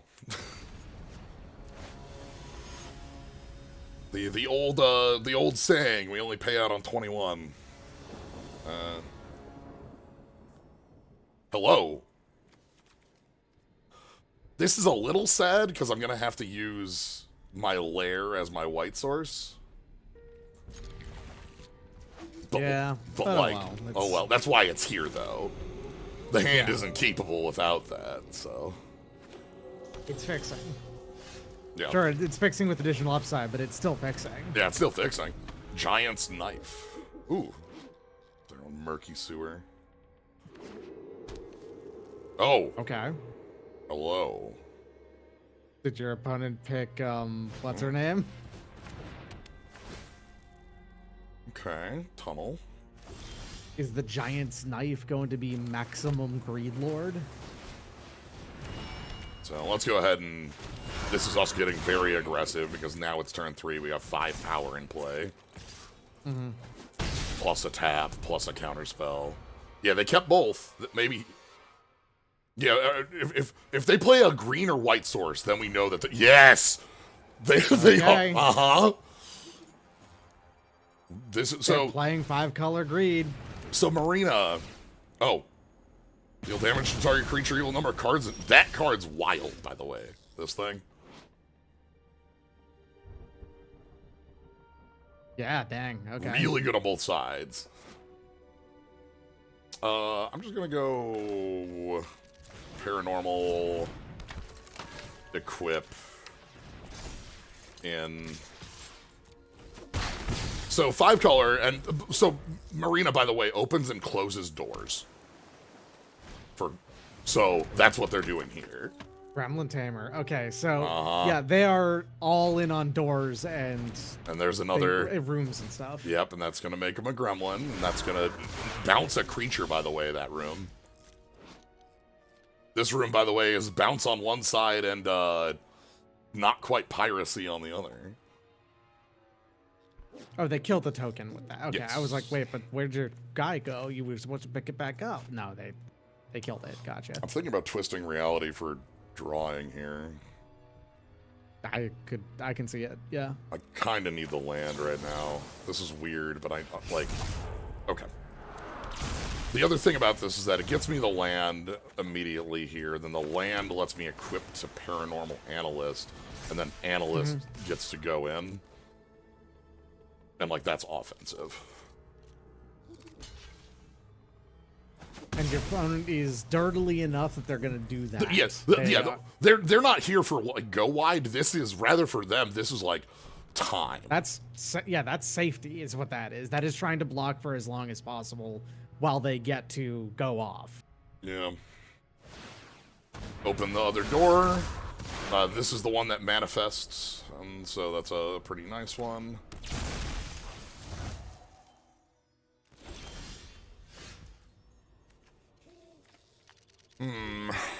They have so many rooms.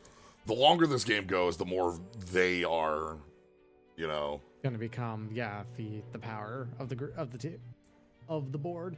Yeah. I mean, Twins puts a lot of power and toughness on the board, but it's blocked by the 3/3. But you do have the way to get in with Drowner afterwards. Yeah, let's go Twins.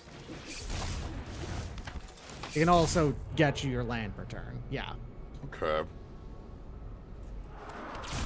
That gets me my And land. that's a way to swing in next turn. Yeah. Because And also we can actually gonna be swing in free power. here because we can go on this. Yeah. And, like, It doesn't matter if this dies. I want them to either trade or block with a, like, I think all those are fine because we want to get, like, keep their creature count lower. Yeah. Okay. Next turn, it's like Gremlin Tamer plus Tunnel Surveyor, and then we flip this up, and then we can kill them. Yes. Like, that looks like the line to me. Forest would be worst case scenario. It's things they can play, I guess. Yeah, then I would have to, like, weave Drowner in just to keep Marina tapped. Because, like, I don't want... Like, if Marina can open or close these for free, like, that's just so...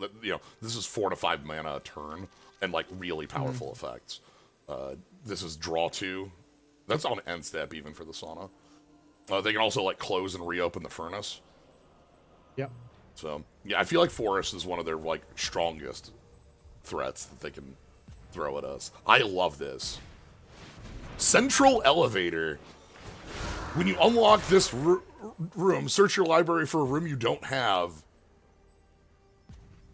Reveal. You're over here. Whoa, wait. Your opponent is playing Haunted House in the Hill. Yeah, read Promising Stairs.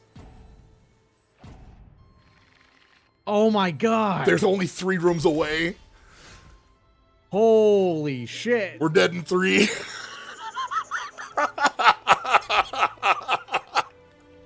They are slamming it win condition at you. All right. Oh my god. Okay. You have to kill them. Yeah. Yeah, they're playing Betrayal, and we're... Okay. God, and they're searching... Okay, hold on. When does this win? It's just you win the game after the Surveil. That's part of the... So they have to open it and then sit. Yeah. It's on their upkeep specifically. That's when the win happens. So it's one of those. Yeah, I think this is actually the correct We need to be move quicker. instead. Yeah. we need this pressure. Okay, so they have 5 rooms open right now. If they've been missing land drops is one of if they had like their 5th land, we would just be like so dead. Okay. They get to make a bunch of bodies. That's also another room name. Look at how many bodies that is. Oh. Okay. We need to make our own set of bodies.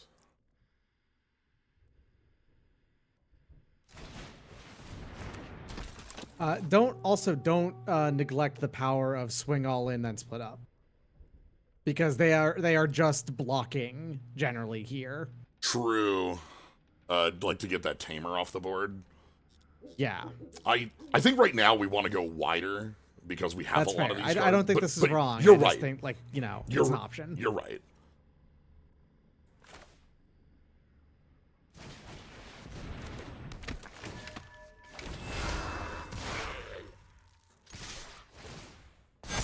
I am so happy about our opponent. They're the coolest. They saw an opportunity and they winked. Okay. Again, if they were on maybe one more mana, I think we'd be like, because they have 5 open rooms right. No, they have 6 open rooms right now. 7? No, this is locked. 1, 2, 3, 4, 5, 6 open rooms. If they open up the promising stairs, that's 7. They only need 1 more room and like to not die. Yeah, and there's the one that costs 1. Did they already play that? Just the single blue? Is that the... Yeah, okay, they did. Yeah, they played 2 that are single blue. I wonder if there's like maybe a single red. Could they come up with something like that? I don't think there's one on single white. I know there's one on white 1. Oh, if they had the room that gives them mana for, like, the mana for rooms room. Yeah. Oh my god, this is the coolest opponent.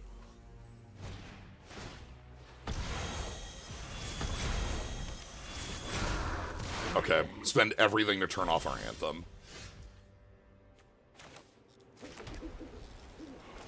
This is...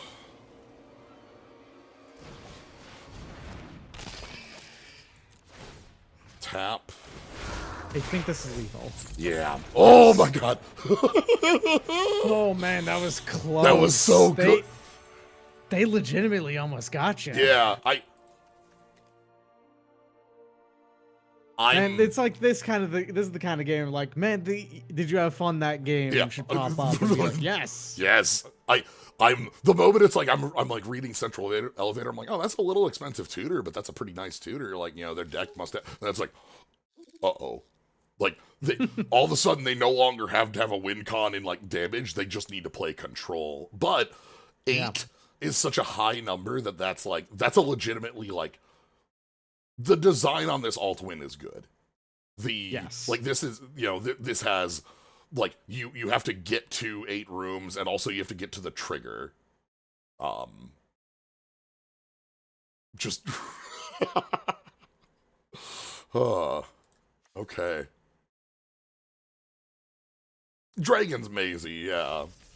It's Dragon's Mazy, but all your cards you're playing are your... Alright, final match. See if we can get this one to 7, or if this one's gonna fall to 6-3. The thing about Dragon's Maze is that I feel like having to control Maze's that End, many gates is Yeah. Maze's End is annoying. Whereas rooms do cool things, so Yeah, you know. one is looking at your lands, and one is looking at your... Ooh. That's a good draw. Alright, so we got Gremlin Tamer into Grand Entryway. Ooh! The Skullcap Nuisance. Yeah, it's here. Surveil whenever you, do the thing.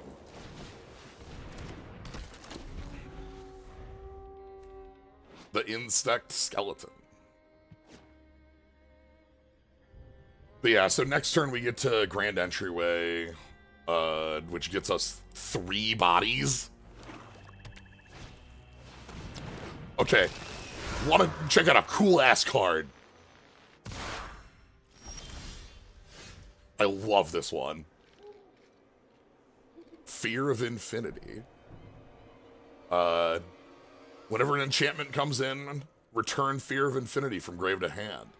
This will be triggered by another copy of Fear of Infinity.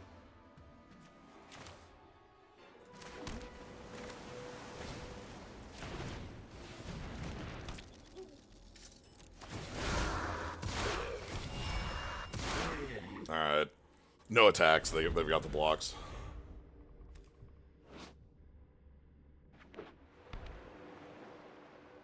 And like the fact that it can't block means if you're doing infinite, you can't make infinite blockers out of it, you know? It does gain life though, Yes. which is spooky for that kind of card. Ooh, okay. This is hilarious because this card's so bad against us. Oh. I'm so sorry. This card's incredibly cool. This is one of my, like, of the designs in this set, this card is primo. Enchant creature, we saw it earlier, enchant creature, you have to sack something else, and now that creature is, like, fragile. Mm-hmm. But we, It's really bad against... we operate as generator. a really bad hard counter to it, like... Yeah.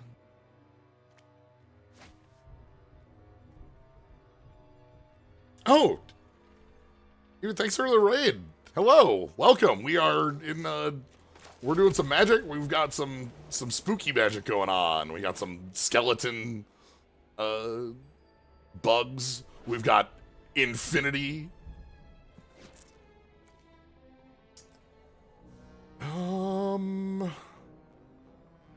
If I want to attack, no, attacking doesn't really do anything here. So excited about Duskmourn, made so many commander decks. Yeah! Oh, okay. I'll put the Drowner down. Yeah, this is, our opponent has the rock. It's great. Oh, God. It's the cat. Oh, that's terrifying. Uh-oh. Oofa, yeah, okay. Okay. So good news. I can just, like...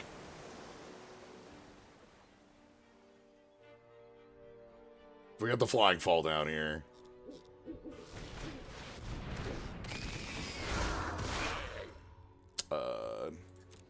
So the enduring glimmers come back just as their enchantment text when they die.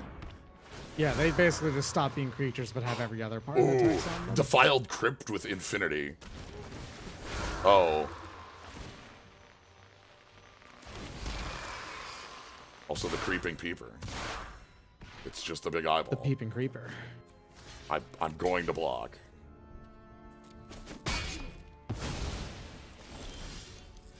Okay.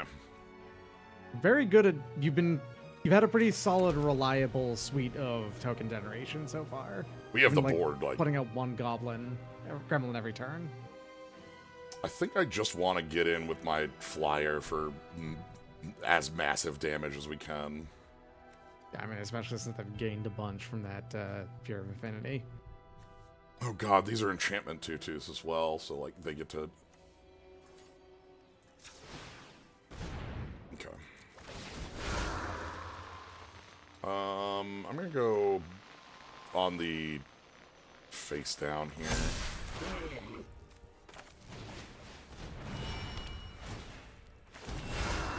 Then we get another body, and then we're going to equip, and this lets us get in for some damage.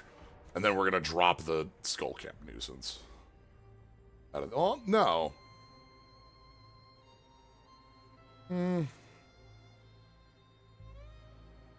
Yeah, we'll drop the Nuisance.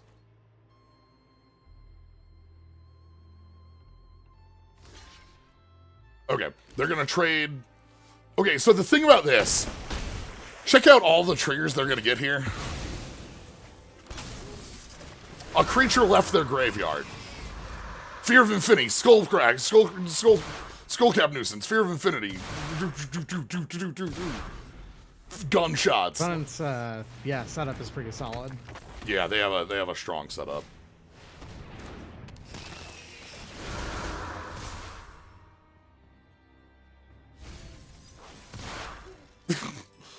Luckily, we have enough tokens to match them, but...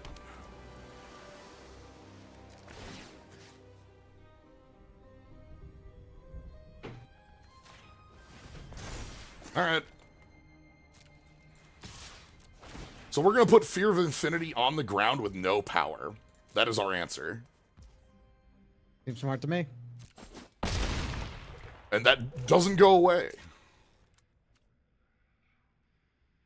Wait, that's an indefinite effect? No, sorry, it's until next turn. It won't go away, like, here. Okay. So this is a Tamio -2 effect, yes. so it just continues on the entirety until your next turn.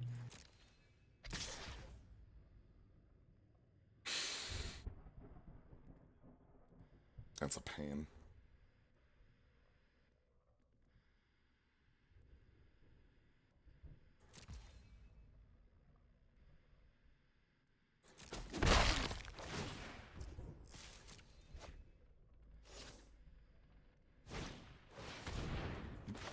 No. No more Skull Snap. I don't know that I care about it. No, that one's fine. That's also fine. Keeping your twist reality for something more important. Yeah, because like right now, that's like powerful, but like,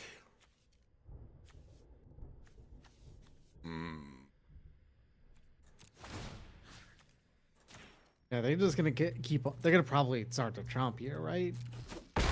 Maybe not here, but like in the next turn or so.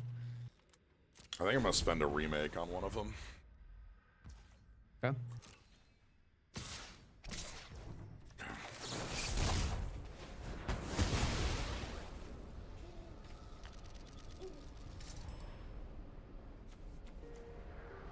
Because this is the room was a fake piracy. This is a true piracy, cat. So they get a card off every creature rather than just one. Basically, I can just kind of let them do things that don't matter. Okay, that one.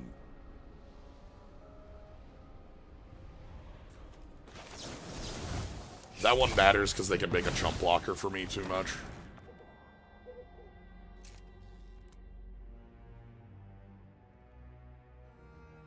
How many bodies do they have? 10. Infinity can't block. You also have, well, they have more than they did. Okay. Okay. All right, how many? Let's do some counting. We've got 1, 2, 3, 4, 5, 6, 7, 8 bodies that can block me in combat. We have 1, 2, 3, 4, 5, 6, 7, 8. Okay, we're even on like things on board.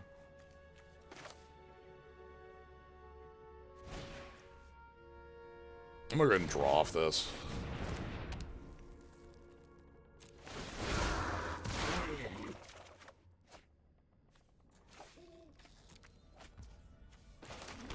And then let's go ahead and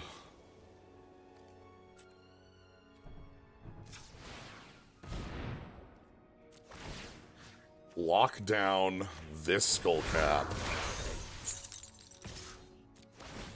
Tap down this.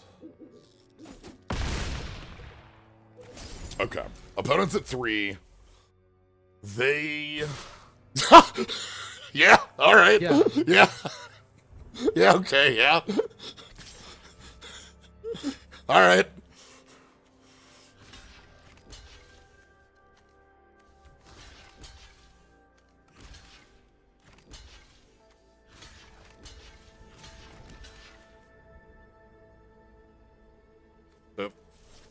Okay. Hold on, I can't.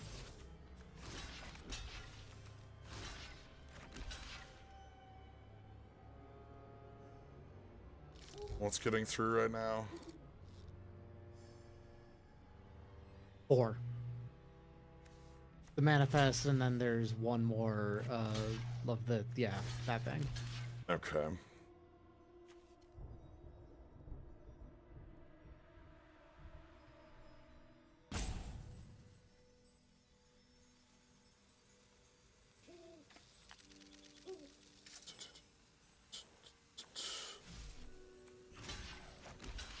Keeping that.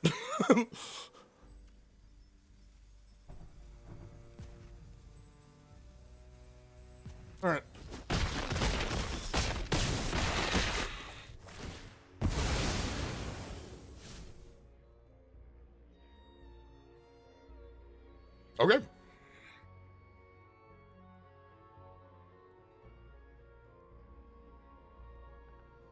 You can just ground the other mana nuisance and you win. Yes. They need a flying blocker. Hello! Well, that is a flying blocker. God, that's also like a million triggers too.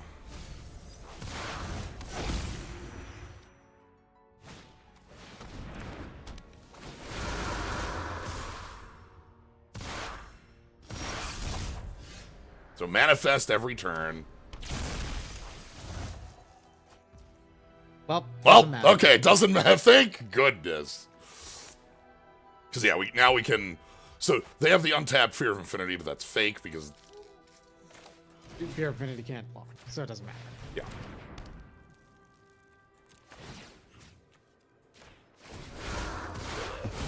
Oh God, that's an excellent top deck to end this one. They have an incredible deck, by the way. Yeah. Just like the stuff that they're doing is.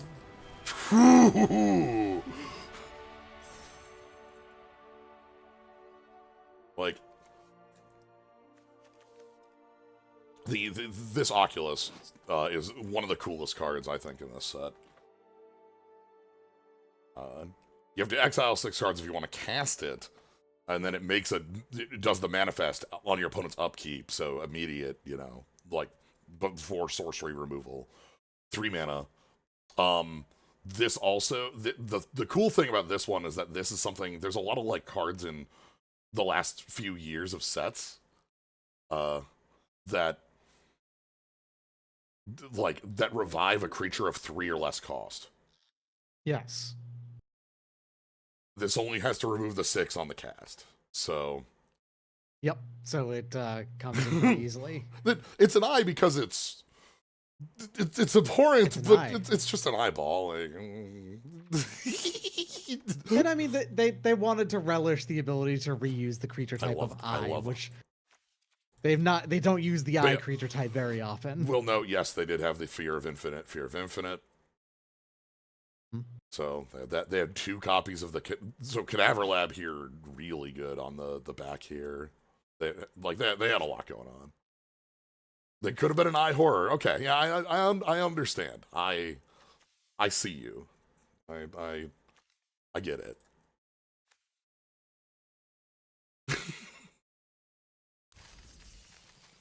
All right. Oh hey, there he is. Yeah, the Oculus. There it is. That's the eyeball. All right, well, excellent first draft. Yo, that was a really fun one. Okay, now we get a closer look at it.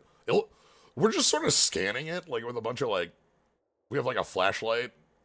Are we trying to like annoy it with like a laser pointer? Like I'd be annoyed if I was a big eyeball and somebody pointed a laser pointer at me. Oh, a laser pointer can be worse than annoying. That can make you go blind. Yeah, especially right. That one's going directly into the pupil. That's pretty bad for the eye. Yeah. But, oh, okay. Good stuff. Let's go ahead and open some packs. We get some cards we can look over, and then trying to do the Dead by Daylight flashlight. Yeah, the eyeball was kind of like doing a little like, come on over here. Like, it's fine. They're buddies. Sometimes the eyeball is a helper. But yeah, so we have all these lands. I think they're cool as hell. Grand Entryway, this was doing a lot of work for us. Friendly Ghost. This one, destroy target room specifically. Yes. Huh. If on pay 2 or discard a card, and as we've seen, yeah, that probably pays out. Mm-hmm. This is a weird counterspell. If they do pay it. Okay, so if they do counter it, you do get to surveil instead. Yes. Manifest Dread.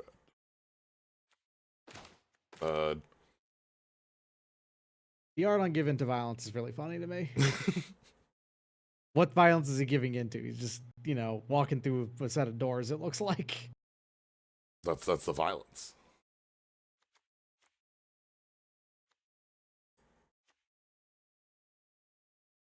Unblockable. Clammy Prowler. Good old Murderer. Yeah, Trapped in the Screen. Like... This is a very good O-Ring. Yeah, it's an O-Ring that resists being removed by itself. Yeah, we've had a variant on this that was double white, and was a true O-Ring rather than this. This can't hit walkers. The fixed version. Well, this can't hit walkers. Ah. The other version was just non-land. Okay, so okay. I guess with the red-black joining the Razorkin friends. This card, unreal. So, end of your turn, draw a card. If you do discard, unless you flipped up a permanent or something came into play face down. Like, okay, that's. So if you manifest something down or turn the manifest up. Yeah. So that it's like, okay, so like you want to be doing like manifest stuff and flipping cards up and flipping. No, I don't care. Like. This reads like, are you playing Manifest? No, it's are you playing Magic? Because on the if you're not, it lets you loot every turn. It lets you loot every turn, and like you have all your Delirium bits, you have all your like cards you want to find. It's also a 2/3. Yeah, it's 2 mana 2/3 on an uncommon that loots at the end of every single turn. As we saw. 2/2s were just a really big thing. Like that's, I mean, in a world it's that with Manifest, and of course 2/2s are going to be a big thing. Yeah, so live or die. This is a cool one. Instant speed on this really is what makes this card. Yep, being able instant speed reanimation is always pretty powerful, and also it's fail state evil spell as well. Yeah, like fail state. Cynical Loner. Can't be blocked by hope. I can't. I have no hope. Also, she's like wildly powerful. I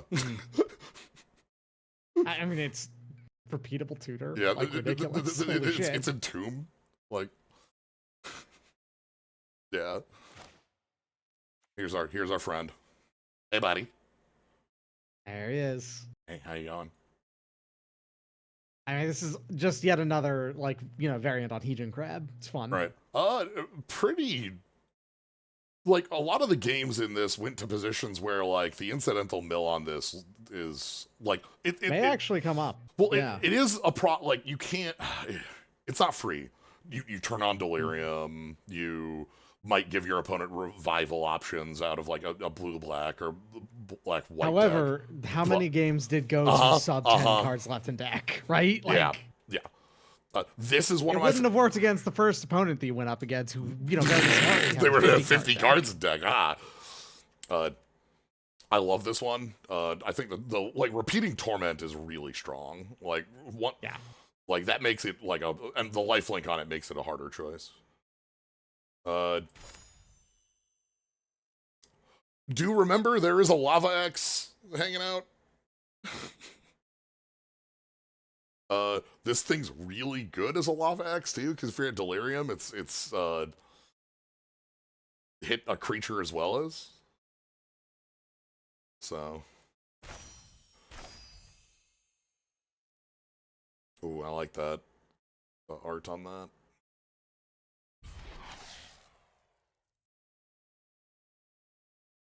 This is one of the strongest Survivor cards. If you can get it in once, you get the flying, and then it can get in a lot easier, and it gives all of your cards modular. Ooh. Yeah, okay. That's the like it's a little bit burying the lead, like because that first part's like, okay, that's like a good aggressive creature, and that's like, all right, but if anything dies, like it just moves over, and you're like, oh, okay. There's a lot of creatures that like have counters as well that you want to be moving. Ooh, all right. All right, gotta be aware of that one. So there's a room that's There's a ref. Yep. 3 or greater. Okay. I mean, that makes perfect sense given the color combo that you were in. How many things that you were playing had more than 3 power? I gave them the 3rd point of power with like 3 effect, like the equipment or the. It was like your one flyer. Yeah. That was the only thing that natively had 4. Yeah. The other side on this is obviously our like expensive like add-on for lecture hall. Of course. But like that's also like fine. Yeah. Yeah, okay. Hi. I was excited to see you opened up that green ley line, then I didn't realize, oh, this is a gimmick ley line. Okay, never mind. Yeah, Fist of the Sun. Okay, this card is wild. This card is unreal. I really like its art. Yes. Love the dancers on this. They're quite stylish. Love the love also like the choice of having ghostly dancers in the haunted mansion of like a number of very aria of sorrow. Yes. Yeah. But the card is okay, so on like Eerie, on either an enchantment coming in or unlock a room, you get a 3/1 flyer. On come in, already powerful. On come in, you either get an enchantment from grave to hand, or you get to lock or unlock a room. So like that's 3 different effects on that. Like only unlock. No, you don't get. To sorry. I was reading that. I was reading that as 2 different effects. Yeah. You're right. But like that means like this 7 here, you can just unlock that. Yes. Like that's free to do. You need to sack and recur if you want to unlock on these. There's an alt art on this. Nice. Having seen this in like the set in practice, I think rooms do play great. Yes, they play great. The only problem I have with them was their rule stack, like the reminder text. That's it. It makes Eerie like read a little funky, but like rooms are effectively just casting another enchantment anyway. So yes. When you unlock this door, make a 6/6 flying demon. Okay.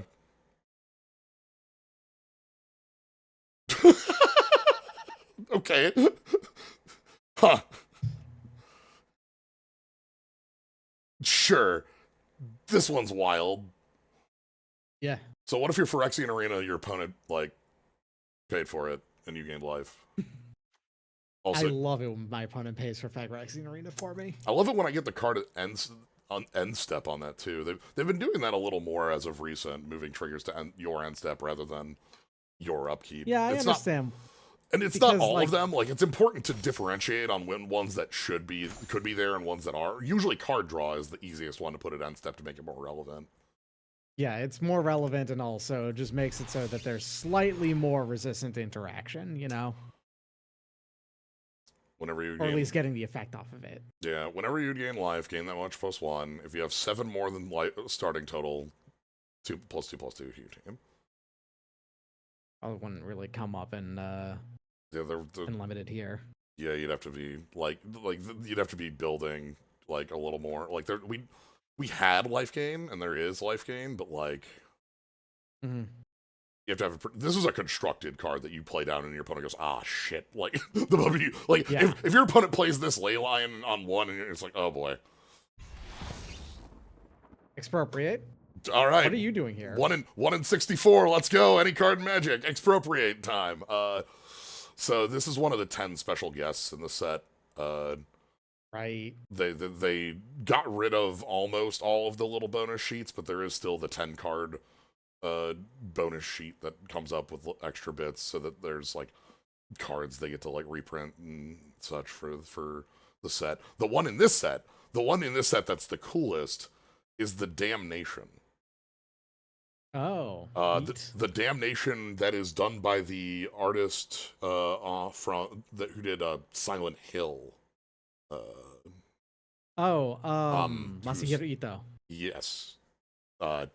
Just a very excellent piece. Black with 1 ley line for 18 years. Okay, I didn't talk about this mechanic when we went by because it's only on 1 mythic per color. Oh shit! Yeah, that Damnation kicks ass. Wow. Yeah. I'll pull it up at the end here. Overlord of the Balemerc. This is a These are cool. A card that is spooky enough that a lot of people really don't like looking at it. the like actual art for it. And, Yes. yeah. I know that Ristic Studies thinks that this card is spooky as hell. Yeah. The Impending is a really, really cool fixed-ish suspend. So the way Impending works is that you cast it for 2, for black 1 instead of 5. And it comes in as just an enchantment. And as just an enchantment, it has its text, but it doesn't have its power, toughness, ability to attack. So it will get the entered effect. At the end of your turn, remove a time counter from it. And this is another one where it matters on the timing. Suspend is on your upkeep. But this is on your end step. So, after 5 turns, starting from the turn you cast it, at the end of your turn, when you remove the last counter, now it's a creature. And your opponent gets 1 turn to react to it as a creature at sorcery speed, which gives it more of a back and forth than suspend, everything has haste, you need instant speed removal to even, like, think about interacting with me, sort of thing. So, also, it's... also, it like, is killable by enchantment removal under normal circumstances. We've got our the Shining, but also our Freddy bits. What's up in small packs? Here's all these basics.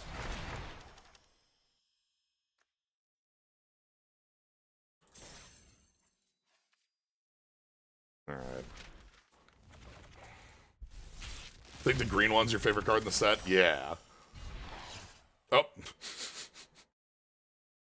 Hello.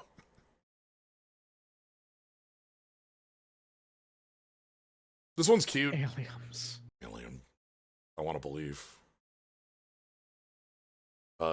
This one's cute because of the way that, like, the return trigger is designed on this. Where, like, this is made as a recursion piece. Like, you can recur it and not have to cast, like, do the cast cost. And then you get, like, a big O-ring on a 5/5. But also, like, it's leaves battle, put each exiled card with it in its owner's hand. It's neat in a number of different ways. Also, it's just a huge 5/5 flyer O-ring. Aliens aren't real, but people think they are, so that's enough. This thing's just good because it's a 3... Damn. Yeah, okay. Come a far cry from red not getting bears. Indeed. This thing's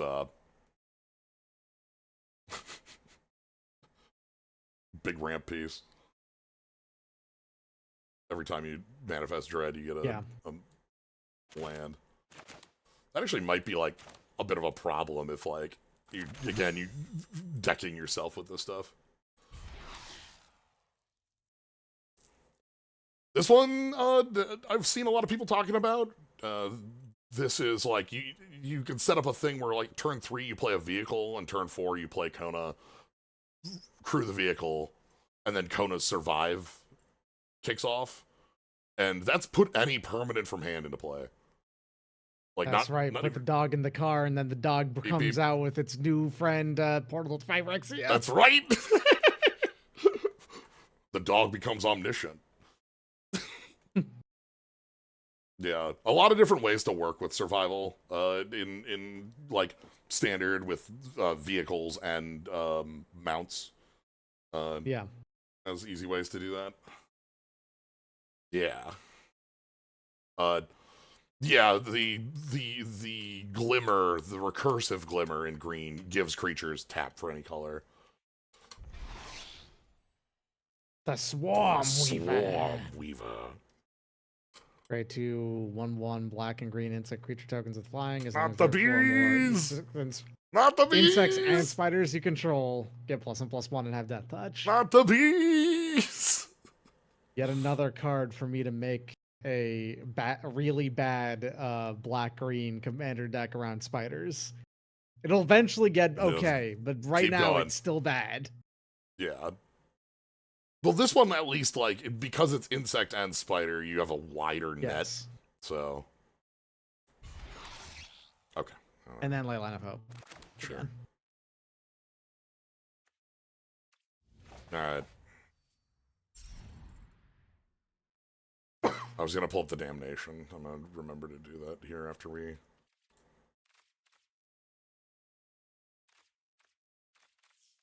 Hey, Woe Strider, it's been a while since I thought about you. Woe Strider, just think that was a good one. Okay. Yeah, Woe Strider's really good. Okay. Damn. Not owned. Here it is. Yeah, look at that. Let's hear you. Like, this is such a good, like, Damnation here. So, this is a card you can see in draft. Out of the 10 cards on the like... It means there's 3 Wraths in this set. Wow, okay. Yeah. 2 of them are, like, not, like, flat. Like, you kind of have to work out of them. Well, yeah, but maybe even more. We had that red card that was, like, a weird sweeper, right? And there was also a Klasm. Yeah. Klasm does a lot more when you have a world full of 2/2s, I suppose. Yeah. So, like, actually, there's a lot of board sweeping in this set, huh? So, all right. Anyway, that's our look into Duskmourn for now. I'll be fitting some more of these drafts in the near future. It's gonna take over the Slay the Spire spot on Friday.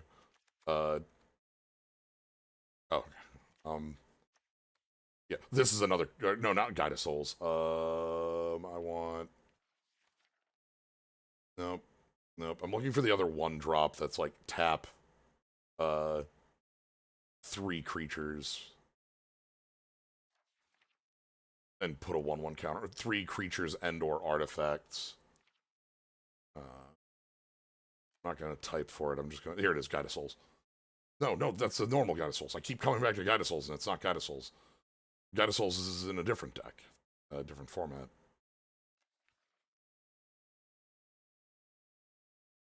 It's gonna be right near the end because I'm deck built. It's probably easier just to go grab it. Fine.